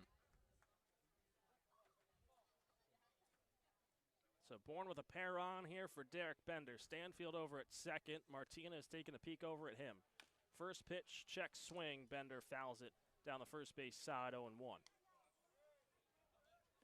And both sides want this game, and, Matt and I have talked about it. As the summer goes on, the games start to mean more and more, especially in the month of July here in late June. Still a big one. 0-1. Stanfield going, swing and miss from Bender. The throw down on the money in time. Stanfield's caught stealing. Eblin advances over to second on the double steal. Stanfield a little slow to get up. And he walks back to the dugout as Bourne was trying to put both in scoring position here. Bender chased the high fastball. Now he's down an 0-2 hole. Eblin still in scoring position over at second.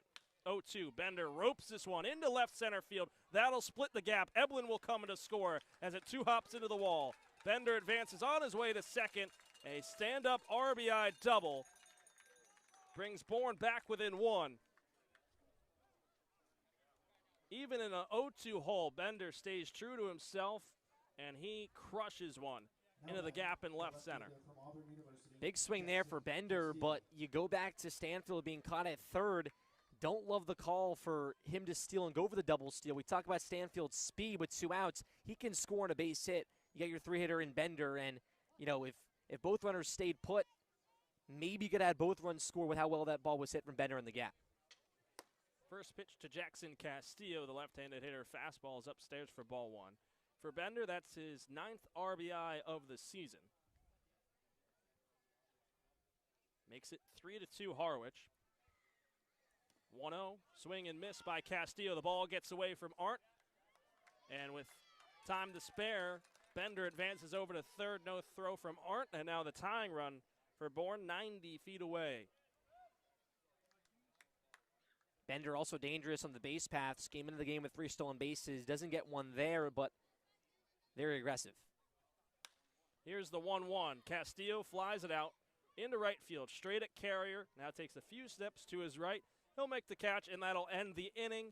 Bourne gets one back on the RBI double from Bender. Makes it 3-2 Harwich as we head into the 6th here from Dorn Park.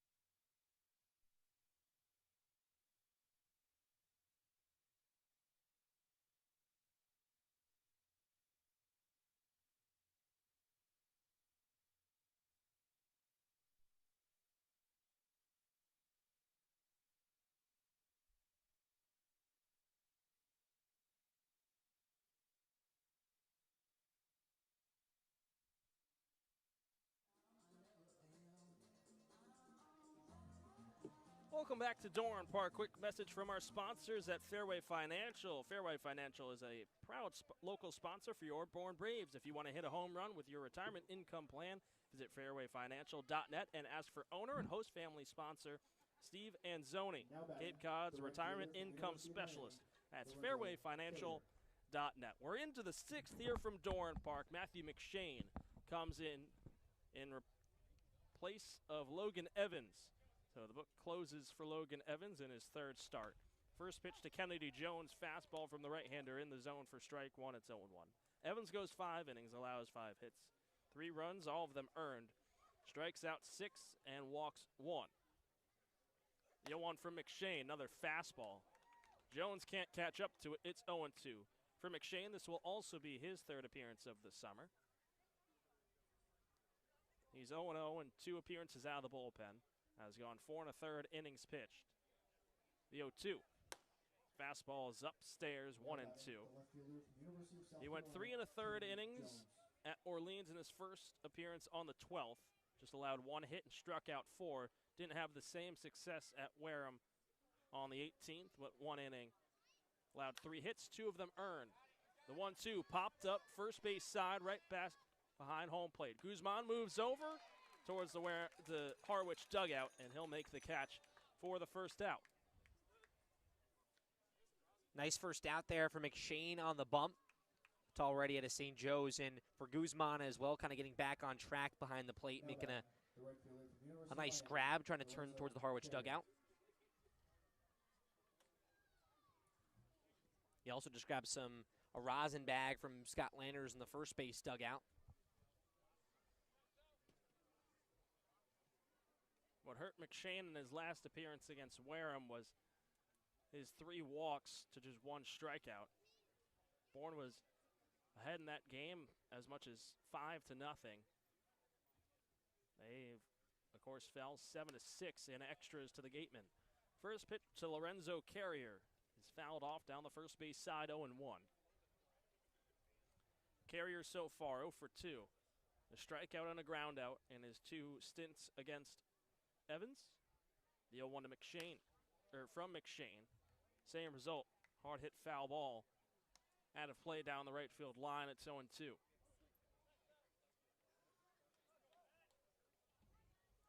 Infield at standard depth, actually a little deeper here against Carrier. Middle infield on the edge of the outfield grass. 0-2 fastball. Same result. Foul ball. Right field. McShane has been working that fastball here, down and in against Carrier. From the stretch, the 0-2. Breaking ball. Just misses low, it's 1-2.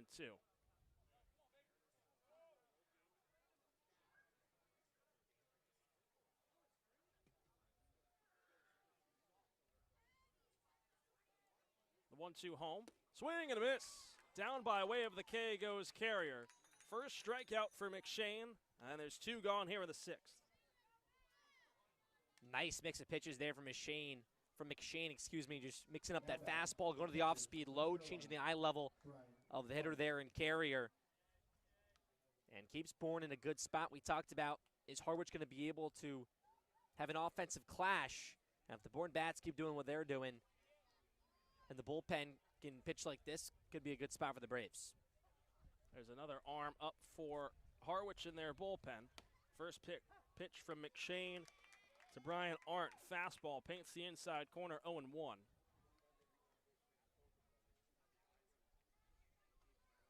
Arndt is 0 for 1, was hit by a pitch in his last time up. 0-1 fastball brushes inside, and it's 1-1.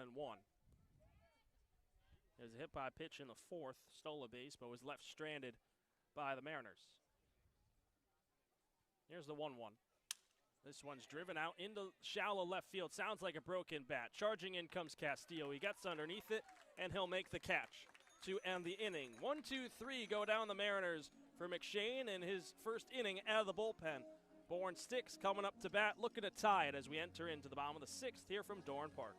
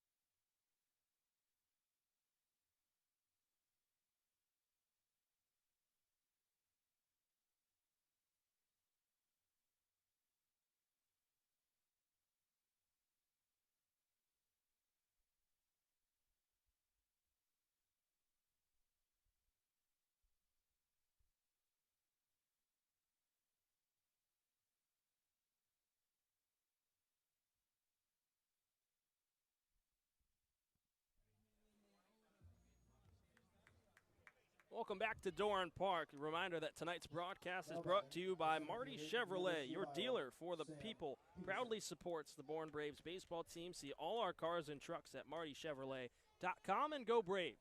Sam Peterson leads off the bottom of the sixth, facing Xavier Martinez here for Harwich.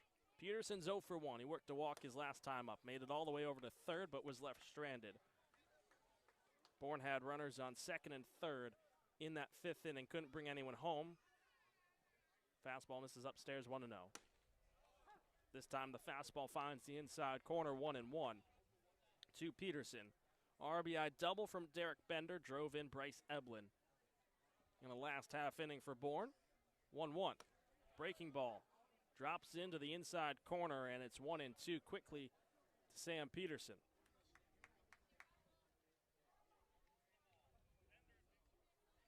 Righty on righty, the 1-2. Peterson ropes this one into shallow left center field. Coming in is Kennedy Jones, and he will make the catch for the first out. Good swing there from Peterson, but the defense for Harwich, a lot of balls hit to Jones tonight. He's been kind of a magnet out there making the plays, and tough for Bourne to get a leadoff man on so far in this one. Pete Chufreda comes in. He's 0 for 2. Vastines due up after him. First pitch swinging, and it's fouled off into play on the first base side. It's 0-1.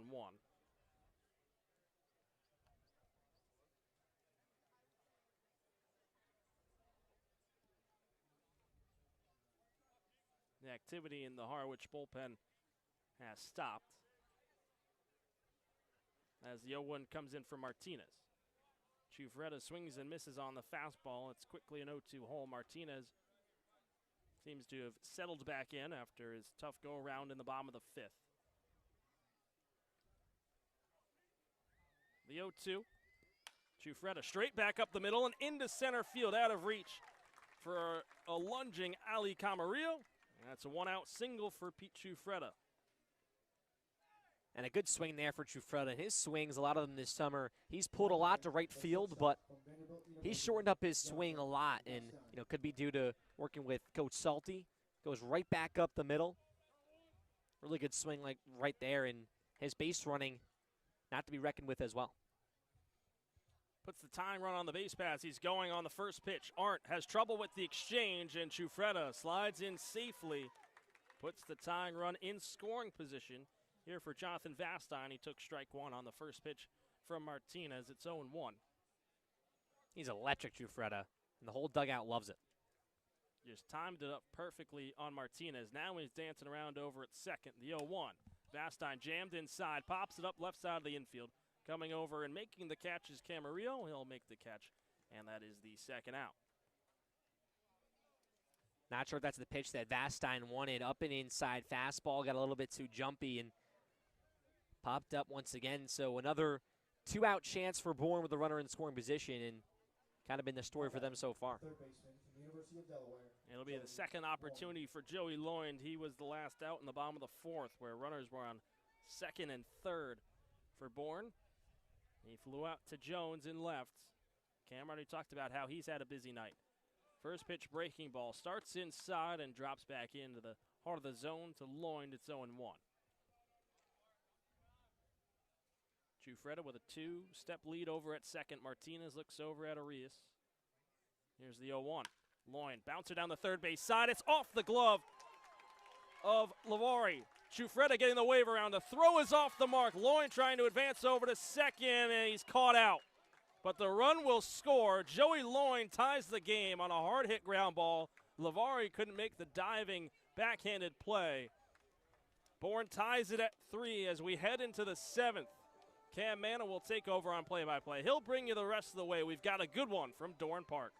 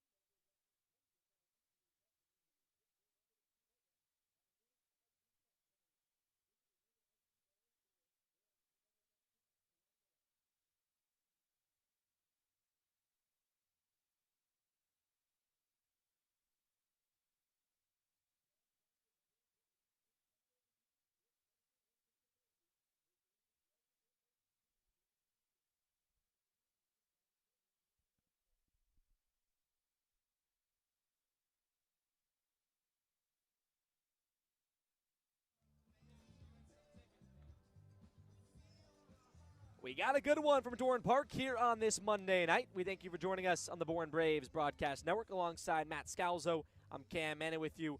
We're tied at 3 on the Joey Loynd RBI single, scoring Pete Trufretta. Just got thrown out at second base, but Bourne now leading in the hit column with 9, Harwich with 5. And the two teams tied at 3. And finally going a longer distance of a baseball game. Last time the teams faced off, game ended in 5 innings. Due to weather, big rainstorm came in from White House Field. 6, 7, 8, 9 for Harwich. Here's Matt Scannell. Matthew McShane back on the mound, the righty for Bourne. He's from the stretch. Scannell gets set, highlight kick. First pitch, swing and a miss from Scannell. Count 0-1. Scannell 0 for 2 so far, the first baseman out of Princeton. 9 hits on the season, but 11 RBIs is what highlights his summer so far with Harwich. No balls, 1 strike. McShane gets set once again. Here's the pitch, popped up third base side, out of play. And count quickly 0-2 to McShane. Going to be a rising junior at St. Joe's. He was an A-10 all-rookie team in the conference.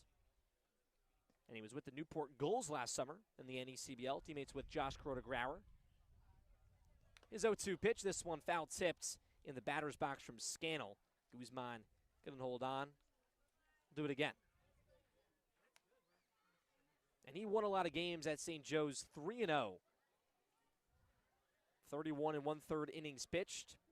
Strikeout numbers were not there for him, but when he was on the mound, was able to get out of jams and help that St. Joe's team win. Scannell back in the box, no balls, 2 strikes. McShane's pitch popped up once again out of play, third base side, way over the concessions. I can't remember if I ever saw McShane pitch for the Gulls last year, but it was always a good contest when I got to see Newport play against my team in the Sanford Mainers, me and Zach Letson, their broadcaster. We always had a fun time. No balls, 2 strikes. McShane's pitch, swing and a miss. Scannell out in front on the slider, 1 away. And with the way McShane's pitched in a couple of his outings so far for Bourne, I can say I'm quite glad I don't recall seeing him pitch with Newport. The Gulls, a good team and a good location in Newport, Rhode Island. McShane now and also a great location in Cape Cod. Kenny Lavari now digs in, the lefty third baseman. First pitch fouled straight back. Count 0-1. Back and forth game so far. Harwich struck first in the first. Bourne came back with 1 in the third. Both teams scored runs in the 5th. A pair for Harwich, 1 for Bourne. And Bourne with 1 in the 6th as the 0-1 comes upstairs in the fastball. Count knotted at once. Flawless baseball in the field for both sides. No errors for the Braves or the Mariners. McShane back to the stretch, glove at the belt. Here's the 1-1, swing and a miss. Lavari tardy on the fastball, count 1-2.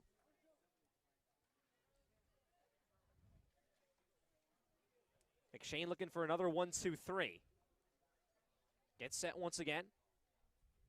Here's the 1-2 to Lavari. Off speed, foul tipped right in the box. Just clipped that one.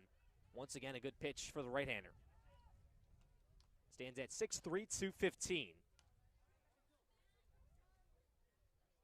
Making his 3rd appearance here, 4.15 ERA on his summer so far with the Bravos. Gets the sign from Guzman. 1 ball, 2 strikes. The pitch, fastball, elevated, swing and a miss. 3rd punch out for Matthew McShane, back-to-back here in the 7th, and there's 2 away. McShane set the tone straight as he came out of the bullpen. That fastball was coming in with a lot of heat, and he's been able to locate it really well. And mixing it in with that breaking ball as well to keep these hitters off balance has been a recipe for success for McShane. Devin Obie now digs in, bats right. First pitch, popped up first base side, out of play. Obie out of Duke, 1 for 2 so far. Had a single back in the second inning, Tried to go to second, but was picked off. McShane's 0-1. Curveball hangs upstairs, counting out at once. Harwich with only 5 hits tonight. Bourne leads in that category And a lot of infield singles for the Mariners. Obi back in the box, McShane back to the stretch. Here's the 1-1 pitch. Popped up behind home plate, out of play. And quickly 1-2. McShane looking for punch out number 4, the third of the inning. Infield, outfield for Bourne in normal depth. McShane gets set. Some screams here as some fans give him the foul ball. I think it was on top of the roof and rolled off and caught. The 1-2 pitch, change up outside. Count knotted at 2s. Good atmosphere tonight at Dorn Park once again. Those are always satisfying. Just to see it slowly roll off and straight into your hands. McShane looking for the satisfying 1-2-3. His 2-2 off speed hangs up and in. Obi ducking out of the way, count full. Bourne looking ahead to the bottom of the 7th, keep this game tied. McShane, glove of the belt, sets his sights. The payoff pitch, fastball inside. Clipped Obi, it looks like, on the hand. Would have been ball 4 either way. Looks like it got him on that left hand. He'll walk down to first base. And a 2-out base runner for the Mariners. And here comes Evan Arias.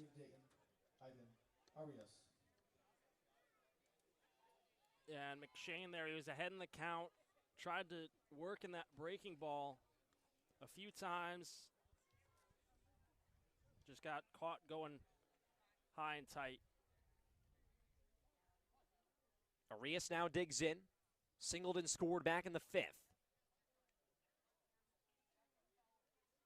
First pitch from McShane, fastball upstairs. Called ball, Guzman can't glove it. 1 run in that 5th for Harwich. Or 2, excuse me.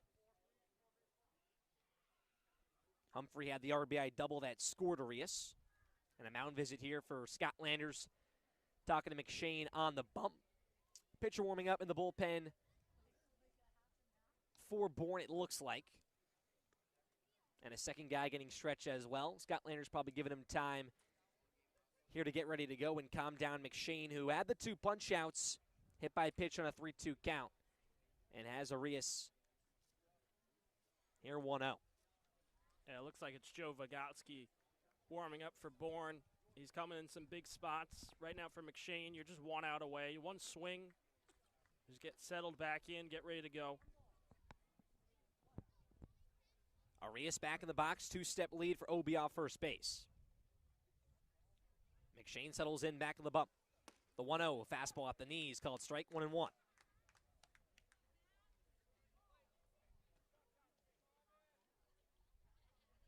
Middle infield in normal depth, Eblin just shading up the middle a little bit. Bender holding on the runner. McShane's 1-1. Change up low, blocked by Guzman. 2 balls, 1 strike. And Harwich has slowly but surely just struck in this game on offense. Getting runners on, stolen bases, and slapping the ball around. McShane's 2-1, fastball inside corner, a called strike. Arias almost went around, backed out of the way. It wasn't going to matter. So can McShane get punch out number 4 here, the 3rd of the inning? 2 balls, 2 strikes, 2 away. Pick over to first base. Back safely is Obi.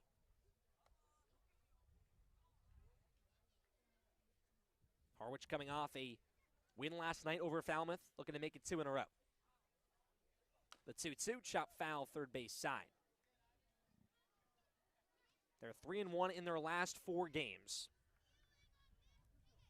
Started out a little bit slow, but then just sped up and have shown that they're one of the top 2 teams in the league. McShane gets set, the highlight kick, the 2-2, line, left field, it's a base hit. Going to second is Obi, he'll take the turn. He's heading to third base. Picked up from Castile, he'll fire into third, not in time. Going to second is Arias. And now second and third for the Mariners with 2 away. And just like that, something brewing here for Harwich. Yeah, Arias just staying patient. He was on that fastball from McShane. And now it comes to a big spot here with Jacob Humphrey, that leadoff man coming up. He's already delivered once. That RBI double in the 5th. And time called here. Scott Landers walking out to the mound. This may do it for McShane. The second mound visit of the inning. We mentioned Joe Vygotsky can come out of the bullpen. Looks like that's who it's going to be. The gate opening for him in left field. McShane came into the inning after a 1-2-3 with 2 straight punch-outs, but then hit by pitch. And a nice hit from Arias. Second and third for the Mariners, looking to take that lead right back. McShane's night is over. Vygotsky running to the mound. We'll get you all you need to know on the Bourne Braves Broadcast Network coming up.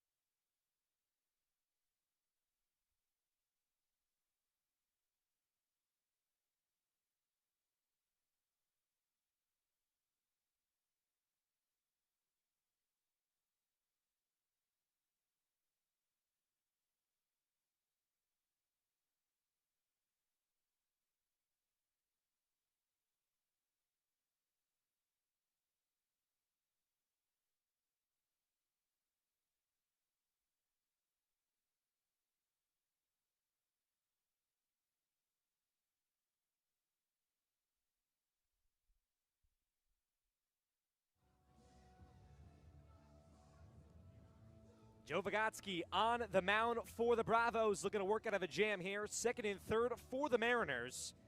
That will end it for Matthew McShane. He'll be responsible for both of these runs. Had 3 punch-outs in 1 2/3 innings pitched and 1 hit. And we'll see if Joe Vygotsky can do the job. The primary reliever for the Bravos, he's been stellar. A 1.80 ERA. Only 1 earned run allowed against YD in his last appearance. And only 2 hits allowed so far in his summer. Big spot here for him, Scott Landers, with the trust in the right-hander at a James Madison University. Top of the order for Harwich, it's Jacob Humphrey. Matt mentioned that RBI double in the 5th. He digs in, OB off third. Arias, he's off second base. First pitch to Humphrey, fastball outside, gonna miss from Vygotsky. And Vygotsky's come in these big spots. Came in with no outs, bases loaded against Hyannis. Got Bourne their first win of the season there. He gets set from the stretch, glove at the belt. Takes a look at third. The 1-0, fastball outside, blocked by Guzman. Now 2 balls, no strikes. That was a hard fastball. The off speed there as well. Drops his back shoulder when he's on the mound. On his pitch from the stretch. Gets set once again. 2 balls, no strikes. Takes a look at second at Arias. The 2-0, fastball low. And 3 straight balls out of the bullpen to Humphrey. Ali Camarillo waits on deck. He has a single here tonight. Big spot here for both sides. Harwich looking for the lead right back. 3 balls, no strikes. Vygotsky's pitch just going to miss outside. A 4-pitch walk out of the bullpen. Humphrey jogs down to first. Bases loaded for the Mariners. And Camarillo, he'll dig in. Now batting, the shortstop from Texas A&M, Ali Camarillo. Camarillo 1 for 3 so far. Singled in the 5th. Got picked off at first, one of the 2 pickoffs here tonight for the Bourne defense. An RBI chance for the Mariners here in the top of the 7th. Obi off third, Arias off second, Humphrey off first, Vygotsky from the stretch. First pitch to Camarillo. Change up low in the zone. 5 straight balls out of the bullpen, 1-0 Scotlander standing up right by the dugout. Looks like might be Falco warming up in the bullpen. Few guys stretching their arms in left field for Bourne. Vygotsky back to the stretch here. 2 outs in the inning. Camarillo, the righty, back in the box, waving his bat. A long look in for Vygotsky. Shakes off 2 signs. Neither batter or the pitcher calling time. Vygotsky gets set. Here's the 1-0. Popped up foul out of play behind home plate. His first strike much needed. Count 1-1. That'll help Joe breathe a little easier. 5 straight balls to start off. Never something you want to do for a pitcher. You get that first strike, helps you settle in. Such a big kicking off the 15th game of the Cape League season. The 1-1 pitch, slider goes outside. 2 balls, 1 strike. Hitters count for Vygotsky gets set once again. Every base occupied. Can't put Camarillo anywhere. 2 balls, 1 strike. His pitch from the stretch. This one line, right field, down the line, but foul out of play. And just like that, 2-2. Vygotsky 1 pitch away from getting out of the jam. Some claps here for Vygotsky. The intensity rising from Dorn Park. Vygotsky set once again, a long look in for the sign from Guzman. Camarillo still waving his bat. Vygotsky set, glove of the belt. 2 balls, 2 strikes. Here's the pitch. This one line, right field, running over Strufreda towards the line, coming in, he'll make the catch. And that will end the inning. And what a wonky top of the 7th. 2 strikeouts to start for McShane. 3 batters put on, 1 hit for Harwich. But no runs scored. Vygotsky gets out of another jam for the Braves. And bottom 7 coming up. We'll stretch it out here at Dorn Park. The Braves bats coming to the plate.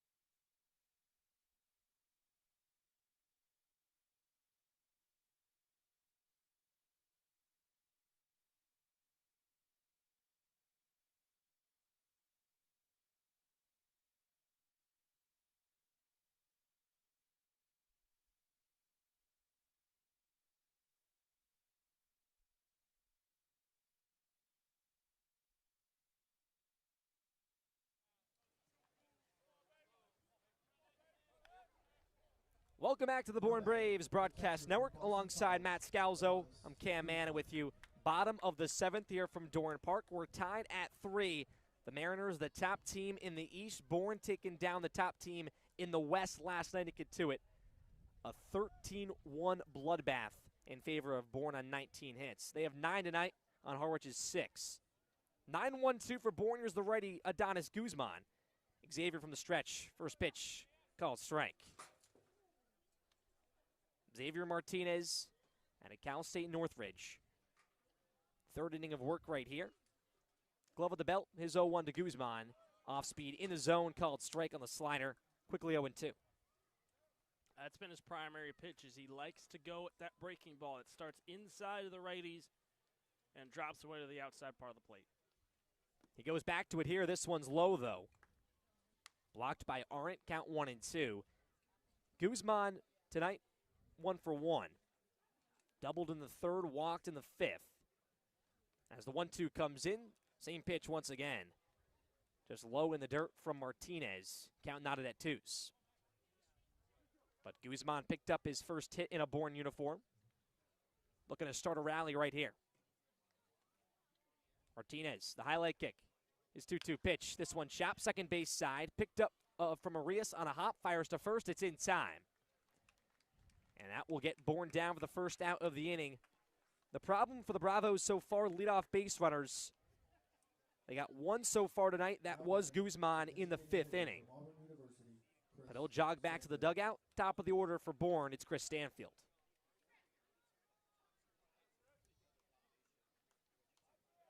Stanfield 1 for 3 here tonight. Has reached base twice. Got on via the fielder's choice in the 5th. He digs in here. Martinez's first pitch slider outside. 1 ball, no strikes. Lavari at third. There's a step off the grass. Outside of that, normal depth for the Mariners defense. Here's the 1-0. Off speed hangs inside, does not break. Quickly 2-0 to the outfielder out of Auburn. He digs back in quickly. Martinez back to the bump. Glove at the belt. Here's the 2-0. Fastball low, almost painted. Good frame from Arendt. But quickly 3-0 to Stanfield, who you don't want on base. Got caught stealing in the 5th, but 3 stolen bases on the summer for him. The 3-0, fastball low. He'll throw his bat to the third base side and take a jog to first base. That's what the Braves want, the go-ahead run on the base paths in Stanfield. And here comes Bryce Eblin, who's 2 for 3. Now batting, the second baseman from the University of Alabama. You got your fastest guy on the team on the base paths. And you got the guy who's had the bat swinging well tonight in Eblin. Cam said it 2 for 3. He had the RBI single in the 3rd, first run. And then he came in to score in the 5th. He digs in, pick over to first base before the pitch. Stanfield backsliding safely. Bryce Eblin scored, as Matt mentioned. Those 2 singles, seeing the ball well. First pitch, he shows bunt, puts it down third base side, just going to be foul. The throw from Arendt to second base won't matter. Good idea there for Bourne with 1 away, but not the exact bunt they want. Looked like Eblin wanted to go with just a push bunt. Third base side, we saw Stanfield reach via the bunt in the 3rd inning, went push bunt first base side. Third baseman in Lavari now back in, just a step off the grass. Toes now touching. No balls, 1 strike. Stanfield 2-step lead, pick over to first. He's back sliding safely once again. Prime spot here for the Bravos. Bryce Eblin went 2 for 6 last night. 2 hits here against Harwich. Back to first base, pick over. Same result, Stanfield back safely. Don't see pitchers often go back to first base 3 times. You wonder if Stanfield's going. No balls, 1 strike. Here's the pitch to Eblin. Stanfield not going. Chop towards second base. Arias picks it up on a hop. Not going to second. He'll fire to first. It's in time. Stanfield was too quick on the high chopper.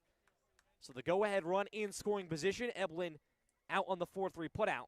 And the exact guy you want up, Derek Bender, looking to give Bourne the lead. Derek Bender. But he won't face Martinez, it seems. Or maybe he will. A ball from the Harwich bullpen came out into the field. That's why someone's coming out of their bullpen. But so he will face Martinez here. And he has already had his number 1 time, that RBI double in the 5th. Split the gap out and left. 2-hopper into the wall. Big spot here for Bourne. They've had some clutch genes with 2 outs as of late. Bender delivering, as did Loynd in the last half inning. And a big spot here for Bender. That double off the left field wall. RBI chance here for the player of the week. Stanfield off second base. Martinez, first pitch fastball way upstairs. 1-0. Bender a 2-hit night once again. That's normal for the righty out of Coastal Carolina. 1 ball, no strikes. Martinez will look at second at Stanfield. Here's the pitch. Fastball way outside. Aren't just grabs it, Throwing the glove across his body to just nab at that one. Keeps Stanfield in the back. He works quickly once again. Martinez will look at second. Now the 2-0 to Bender. This one, high drive towards left field. Jones going back at the track, at the wall. Goodbye!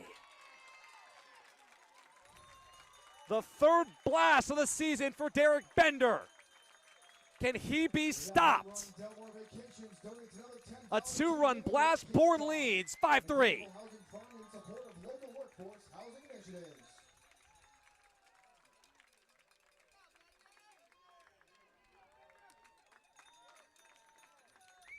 And you just had a feeling with how Bourne's been swinging with 2 outs.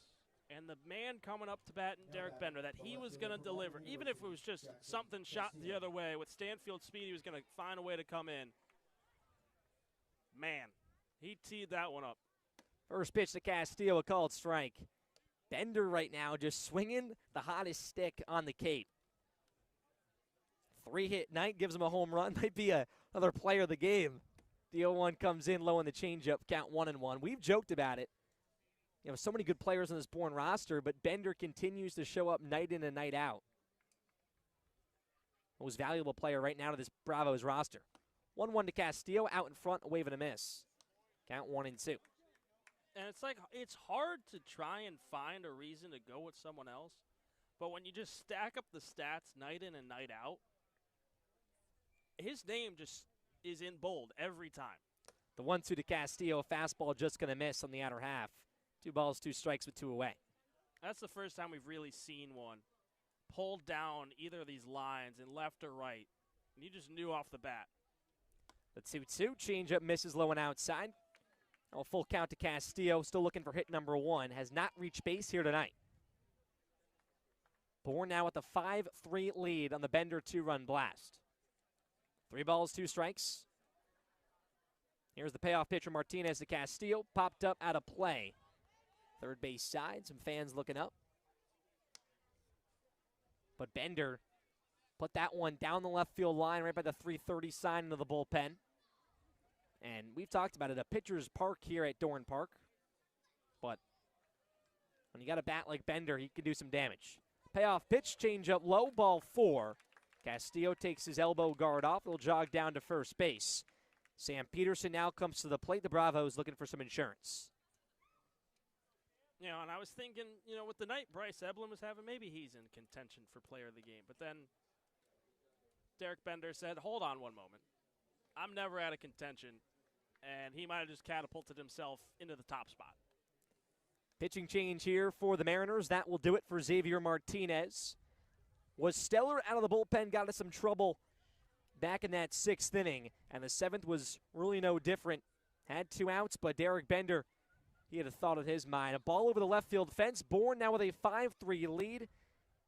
And the new arm here for Harwich will get you everything you need to know. You stick with us on the Bourne Braves Broadcast Network.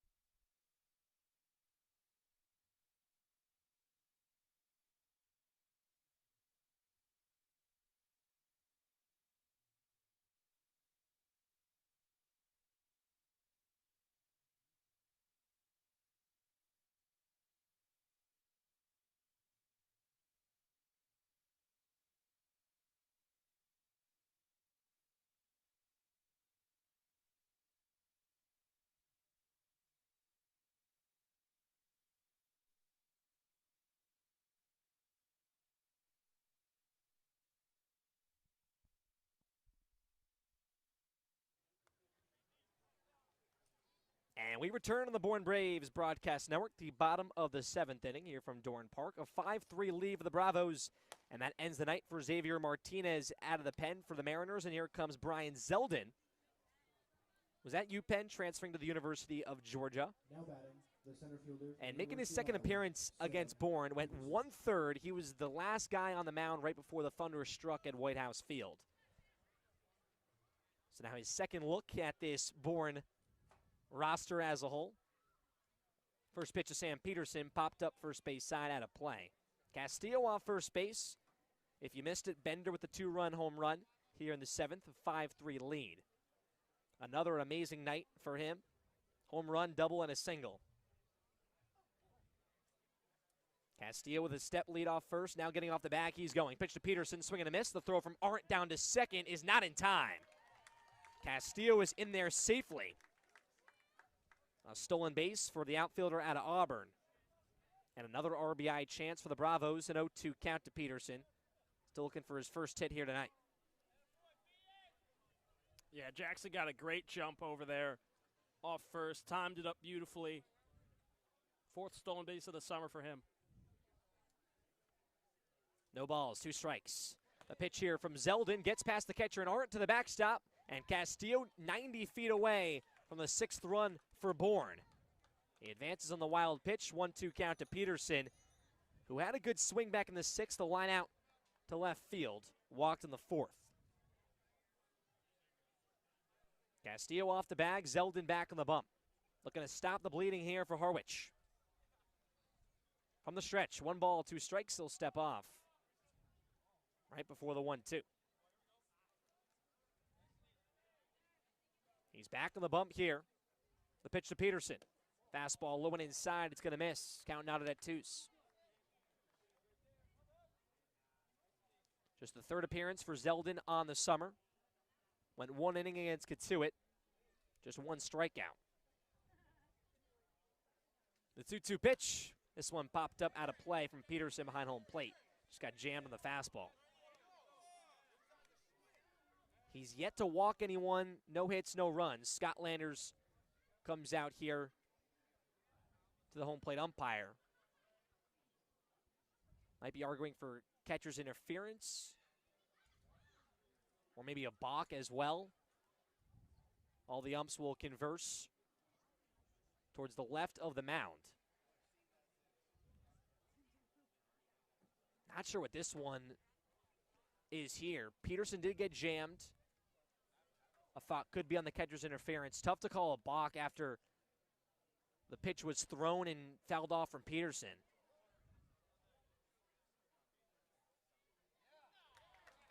And it looks like it's going to be catcher's interference. So Peterson's going to jog down to first base. And now the Harwich manager is going to have something to say for the home plate umpire. Man, the glimpse right there. Couldn't see it from up here. Scott Landers had a good view. Peterson goes down to first. Runners at the corners for Pete Shufreda. Weird spot right here. And it looks like the first base umpire also issued a warning to the Mariners dugout. Now batting, the right fielder Landers from was, Rutgers University, Pete I believe Shufreda. it was catcher's interference because he was saying it was on his swing there was contact, indicating that Arndt made contact with Peterson's bat. Peterson's going. First pitch to Shufreda is a ball. Arndt can't pick it up on the exchange. So Peterson is in there safely at second with the stolen base. 2 runners on the pond for Pete Shufreda. Looking to extend this lead for the Bravos in the bottom of the 7th. He singled and scored back in the 6th. Zeldin. The 1-0. Grounded. Second base side. Ranging over is Arias to his left. Fires onto first. It's in time. And that will end the inning. But not after Derek Bender. A 2-run home run here in the 7th inning gives Bourne a 2-run lead. It's 5-3 here from Dorn Park. And we'll head to the top of the 8th inning All right, fans, here on the Bourne Braves the Broadcast winning Network. Tickets for the 50-50 raffle.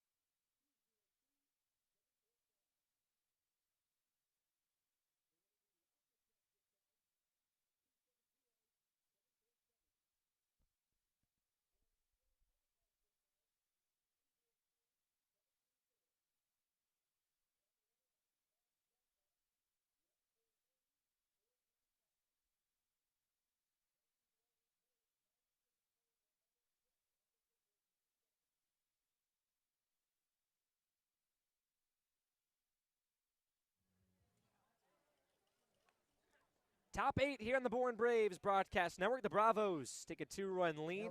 You could guess it, Derek Bender back with the swing, his 3rd home run. Just 1 week into his season here on the Cape, puts it over the left field fence. And Bourne looking to take down the top team in the East. But still a lot more baseball to be played. 3-4-5 for Harwich. It's Kennedy Jones, the righty. Joe Vygotsky back on the mound out of the bullpen. They'll start from the windup. High leg kick. First pitch popped up out of play, first base side. But Bourne 4-1 right now in their last 5 games. And a tough 9-5 loss against Brewster. The next day they have 19 hits against the top team in the West in the Kettleers. Looking to take down Harwich here. Vygotsky's 0-1, fastball gonna miss. Count knotted at once. Jones 1 for 3 tonight. Singled back in the first. Hitless since. Vygotsky, glove at his face. Here's the 1-1 from the windup. Change up low in the zone. 2 balls, 1 strike. And what a win this would be for Bourne. They've played 7 straight games coming into tonight. The off day tomorrow for the Bravos. Vygotsky gets set once again. The 2-1 to Jones. Fastball up and away. 3 balls, 1 strike. Had a 3-game winning streak during the 7-game stretch. And 7 of the 8 at home. They'll play 1 more against Chatham as well at home after this one, after the day off, as the 3-1 comes in. Fastball called strike at the knees. Looking to put down Jones here. Vygotsky gets set, back to the windup.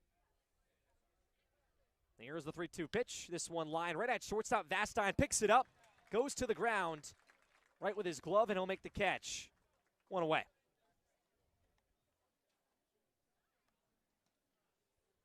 That's good there for Joe. And he got ahead early on the first pitch strike, then fell behind, battled back. First out's always the biggest out.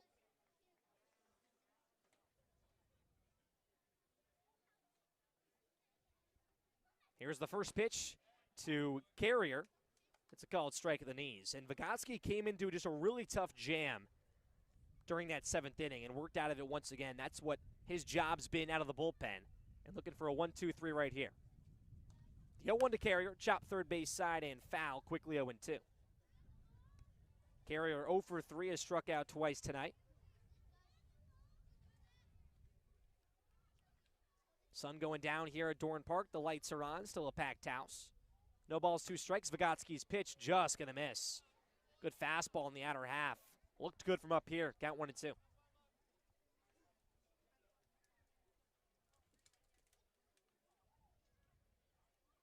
Vygotsky set.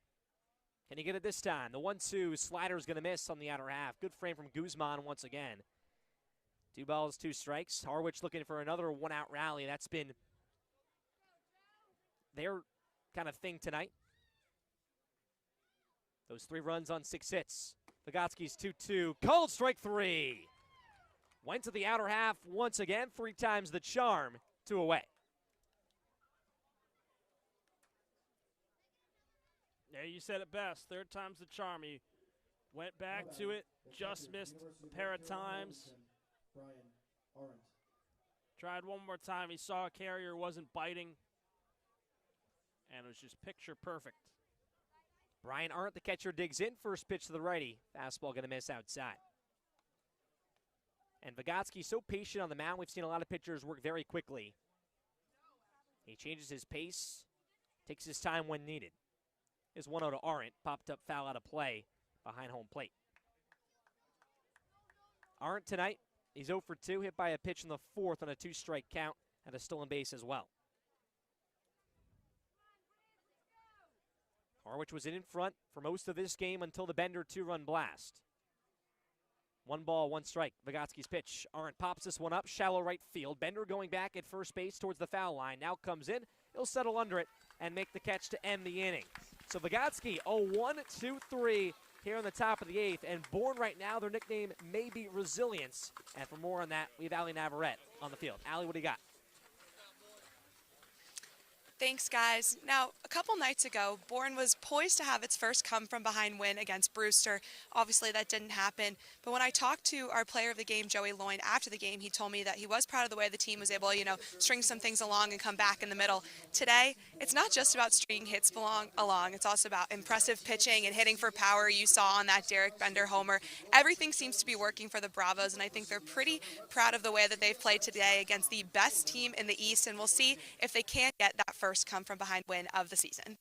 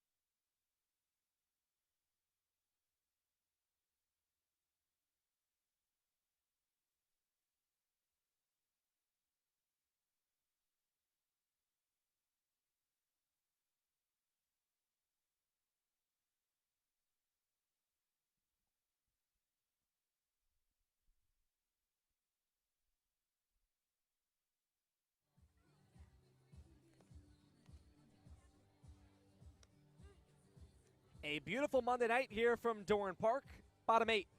And the Braves with a 5-3 lead against the Harwich Mariners, looking to make it 2 wins against the top 2 teams in consecutive nights. They have 7, 8, 9 here in the order. It's Jonathan Vastine and Brian Zeldin back on the mound for Harwich. Bourne a 5-3 lead. Harwich led the whole game until the Bender 2-run blast. And they're looking for some insurance right here. Home crowd staying put. Large gathering here from Doran Park once again. First pitch to the lefty and Vastine. Fastball outside, 1-0. Vastine tonight, 1 for 3, singled back in the 4th. The 1-0 from Zeldin. This one popped up high in the air towards shallow left field. Jones can't find it. Now he's sprinting in towards the line. Settles under it now, and he'll just make the catch. His head shying away from the ball. And weird lighting out. Those lights come on, and it's that blue and dark sky kind of thing. And tough for an outfielder to make a play. Jones almost lost it. Good communication for Harwich. 1 away. It's what you like to call the twilight zone. Just disappears on you. For Jones, he was able to get able to find it. My apologies, Cam. Now you're good. Loyne fouls this one back. He singled back in the 6th inning. Tried to extend it to a double. As the 0-1 comes in, a called strike from Zeldin, 0-2. Tried to extend his hit on the RBI. No balls, 2 strikes. Zeldin's pitch, off speed outside, count 1-2. But Loyne's been seeing the ball a lot better. Had a home run 2 nights ago here at Doran Park, an absolute shot into left center field. Zeldin gets set from the windup. The 1-2 pitch popped up right side of the infield foul territory. Scannell and Arndt give it a look, and over to the Harwich dugout out of play. When what this win would do for the Bravos after yesterday, coming to this one as the top offense in the league, 78 runs scored. They're second in runs allowed with 58, tied with Katuitt. The 1-2 fastball went inside, count 2-2. And to beat Harwich, we talked about how important these next 2 games were with Katuitt and the Mariners. To make it 2-0, that'd be special for this team. The 2-2 popped up out of play. First base side, Loyne stays alive. And moving to 500 for the first time this season would be the Bravos. Looking for win number 7. Zeldin's 2-2 to Loyne. Fastball outside. Count now full. Great at-bat from Loyne, or Porky as they call him in the dugout. Was down in that 0-2 hole. He's battled all the way back. Zeldin's 3-2 pitch. Wave and a miss. Foul tipped into the glove of Arndt. He squeezed it, and there's 2 away. That's a nice pitch. Went to that breaking ball. Caught Loyne fishing.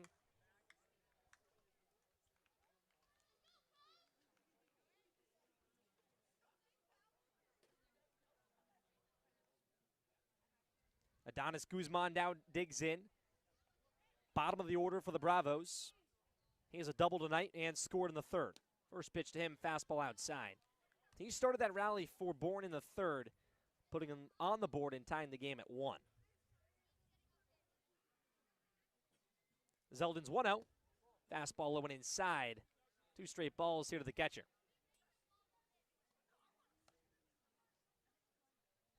Guzman also walked in the 5th inning. 2 outs here. And the 2-0 from Zeldin from the windup. This one shot foul, third base side. If Bourne can't get insurance here, looking to close it out. Pitcher warming up in the bullpen for the Bravos. Joe Vygotsky has been in, getting out of some big jams. Looks like it's Dalton Pence that's warming up for Bourne, left-hander out of North Carolina. We talked about Pence and what he did for the Tar Heels this spring. The 2-1, wave and a miss from Guzman, count 2-2. Had a solid season for them. 42 innings pitched. And he attacks the zone. So he'll be a lefty. We'll see if Vygotsky comes back in with a 2-2 to Guzman. Off speed hangs upstairs from Zeldin, count full. It's 6, 7, 8, 9 due up for Harwich. Scannell, a lefty, the first man the Bravos will see. Here's the payoff pitch from Zeldin to Guzman. Fastball, ball 4. Gets past the catcher in Arendt. Guzman, a hard run to first base, but he'll stay there. And Chris Stanfield comes to the plate, top of the order. Bourne looking for that 3-run insurance, lead by 2 here. And Adonis has had a quiet but great night. Probably the best night we've seen for him, or seen from him at the dish tonight. That double was the first run to score for Bourne. A couple of walks as well. A lot of patience for him. First pitch to Stanfield, off speed at the knees, called strike. And a solid night for Stanfield, as well as reach base 3 times. A bunt single, a fielder's choice, and scored in the 7th after a walk. The 0-1 pitch, chop third base side, going to roll foul. Quickly 0-2. Just the second appearance on the summer for Stanfield. Back in that leadoff spot, played against Hyannis, scored twice. Guzman still off first base with a 2-step lead. Normal depth for the infield and the outfield of Harwich. Zeldin, the highlight kick. The 0-2 just fouled off. Good off speed from Zeldin. Stanfield just there. We'll do it again. Bryce Eblin waits on deck. He's had 2 hits tonight. 10 hits total for the Bravos, 6 for Harwich on the 5-3 lead. Guzman back off first base. Zeldin glove with the belt. Here's the pitch, fastball, outside corner, called strike 3. Here in the 8th for the Bravos, they lead by 2. We're going to the 9th. Can Bourne beat the top team in the East and take the top 2 teams down in the Cape on consecutive nights? We'll find out. Bourne back in the field. Harwich back with the sticks.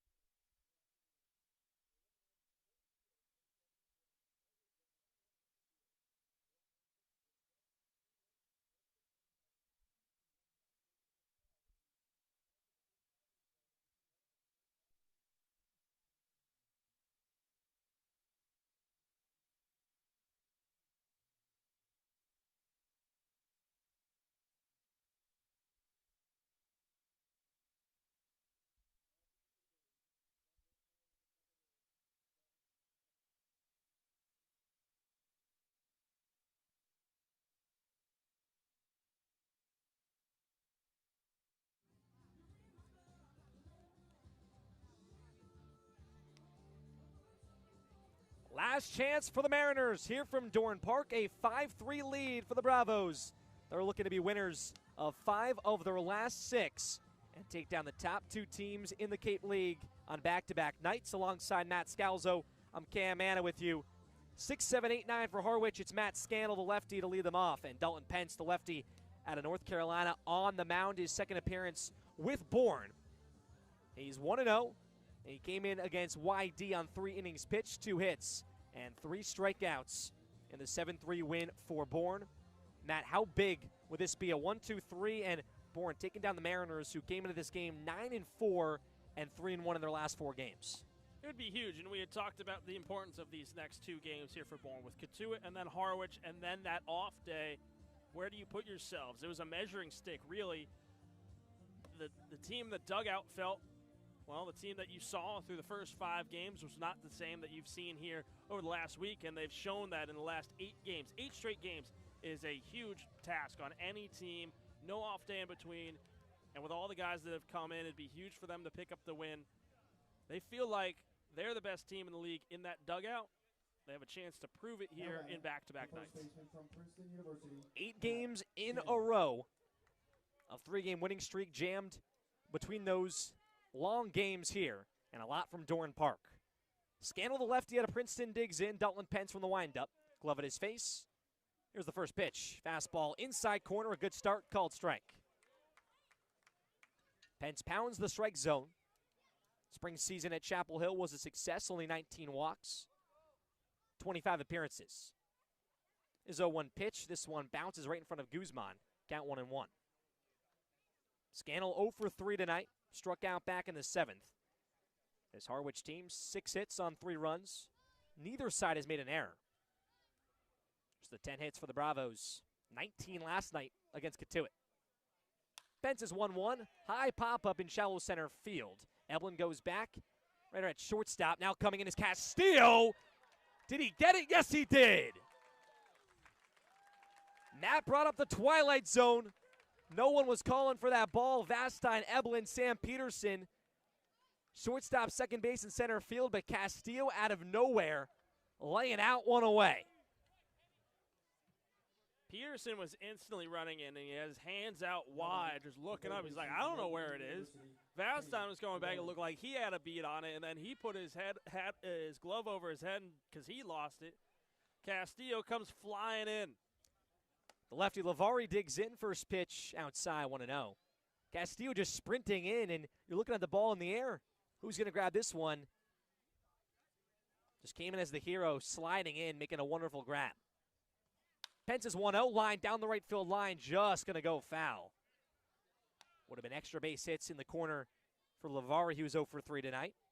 The third baseman out of Old Dominion. 2 strikeouts as well for him. Pence steps off the mound, now he's back on. Still those bluish dark skies from Dorn Park. Lights fully on here. Pence is 1-1, a wave and a miss from Lavari out in front of the change. Count 1-2. Lefty to start this 9th. Favorable matchups for Pence. Lavari chokes up here. Pence is 1-2. Fastball, gonna miss on the outer half. Good spot, good frame from Guzman. Count knotted at 2s. Normal depth for the infield and the outfield of Bourne. Looking for win number 7. Pence with the glove at his face. High leg kick. The 2-2, swing and a miss. Fastball on the inside corner. Some oohs and ahs from the crowd. Bourne loves it. And there's 2 away. Bourne 1 out away.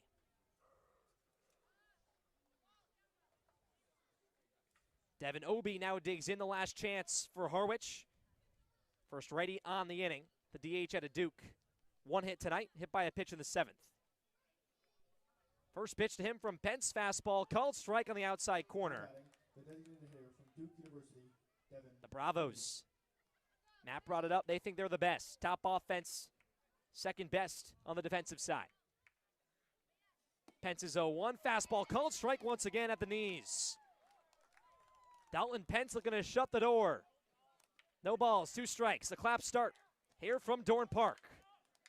Obie back in the box. Pence. Can he do it? The 0-2, swing and a miss. Dalton Pence shuts the door. Back-to-back nights, the top 2 teams in the Cape go down. the Bourne Braves, winners of 5 of their last 6.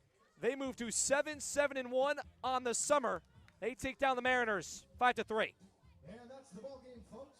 We ask all fans, please remove your chairs from doors. We might see the Bourne Braves making a steadier climb in the power rankings this coming week. You and I had talked off air how important how nice it would be just to split these 2 meetings between these two. How about a nice clean sweep, Cam? You can't ask for much more from your team, especially in a game like this. We saw last night the offensive explosion. Tonight, much different story. Pitcher's duel battled back. We've seen the resilience once against Brewster. Pitching didn't help the offense in the end there, but this time the pitching came up huge. Bullpen was great. McShane had some trouble. Vygotsky picked him up. Pence came in the 9th. He was outstanding. And then Derek Bender. I mean, those at home, you probably think Derek Bender is not a real person with how much we talk about him, but he is outstanding. You can't ask for much more. He had come up big in moments, but this was his biggest moment. A 2-run shot proves to be the difference. First comeback win for Bourne this season. 7 wins now on their season. 15 games in, they take down Harwich 5-3. Derek Bender, just an awesome performance once again on the 2-run shot. Bourne comes all the way back. They win this one. Matt, the day off tomorrow for this team. We talk about this 8-game stretch, and we knew it on the tough start for the Bravos, but these last 8 games, this Bourne team has shown the whole Cape League really what they're capable of, and now you kind of move into July. Seems like the Bravos are in a good spot. Oh, they're in a great spot. You're getting all those guys in. Pretty sure Kendall Diggs also arrived during the game today from Arkansas. I'm pretty sure his second team, all SEC. So that's just another back coming in this lineup here for Bourne. I have to see what he has in the next couple days when he gets his first cracks at the bat, or in the box, excuse me. But, we talk about the last 8. It's really the last 9. They're 7-2 in their last 9. They've got all 7 of their wins here. You can't ask for much more. I think we've said it numerous times here with summer baseballs. Bats start slow. Some teams start slower. Others start hot. Bourne's hitting their stride. You're hitting your stride heading the last month. You're going to feel pretty good. And if you're in that Bourne dugout down the third base side, you should feel pretty good about yourselves. An awesome night here tonight from Dorn Park. We had Smokey the Bear. We had Jared Carrabbas on the broadcast. It was an awesome one, and especially for those Braves on the third base side, a 5-3 win over the Harwich Mariners. And we thank you for joining us for our whole entire crew, Jeremy Gay and Hazel Hallis, our camera operators, Ryan Bridges, who's inside producing this whole entire thing, Ali Navarette on the field, Mojo Hill, our beat reporter, who put out a great article on Derek Bender, so go read that one. That's Matt Scalzo. I'm Cam Manna. The day off tomorrow, but we'll see you on Wednesday right back here against Chatham at 6 p.m. But for tonight, a 5-3 win against Harwich. We say so long.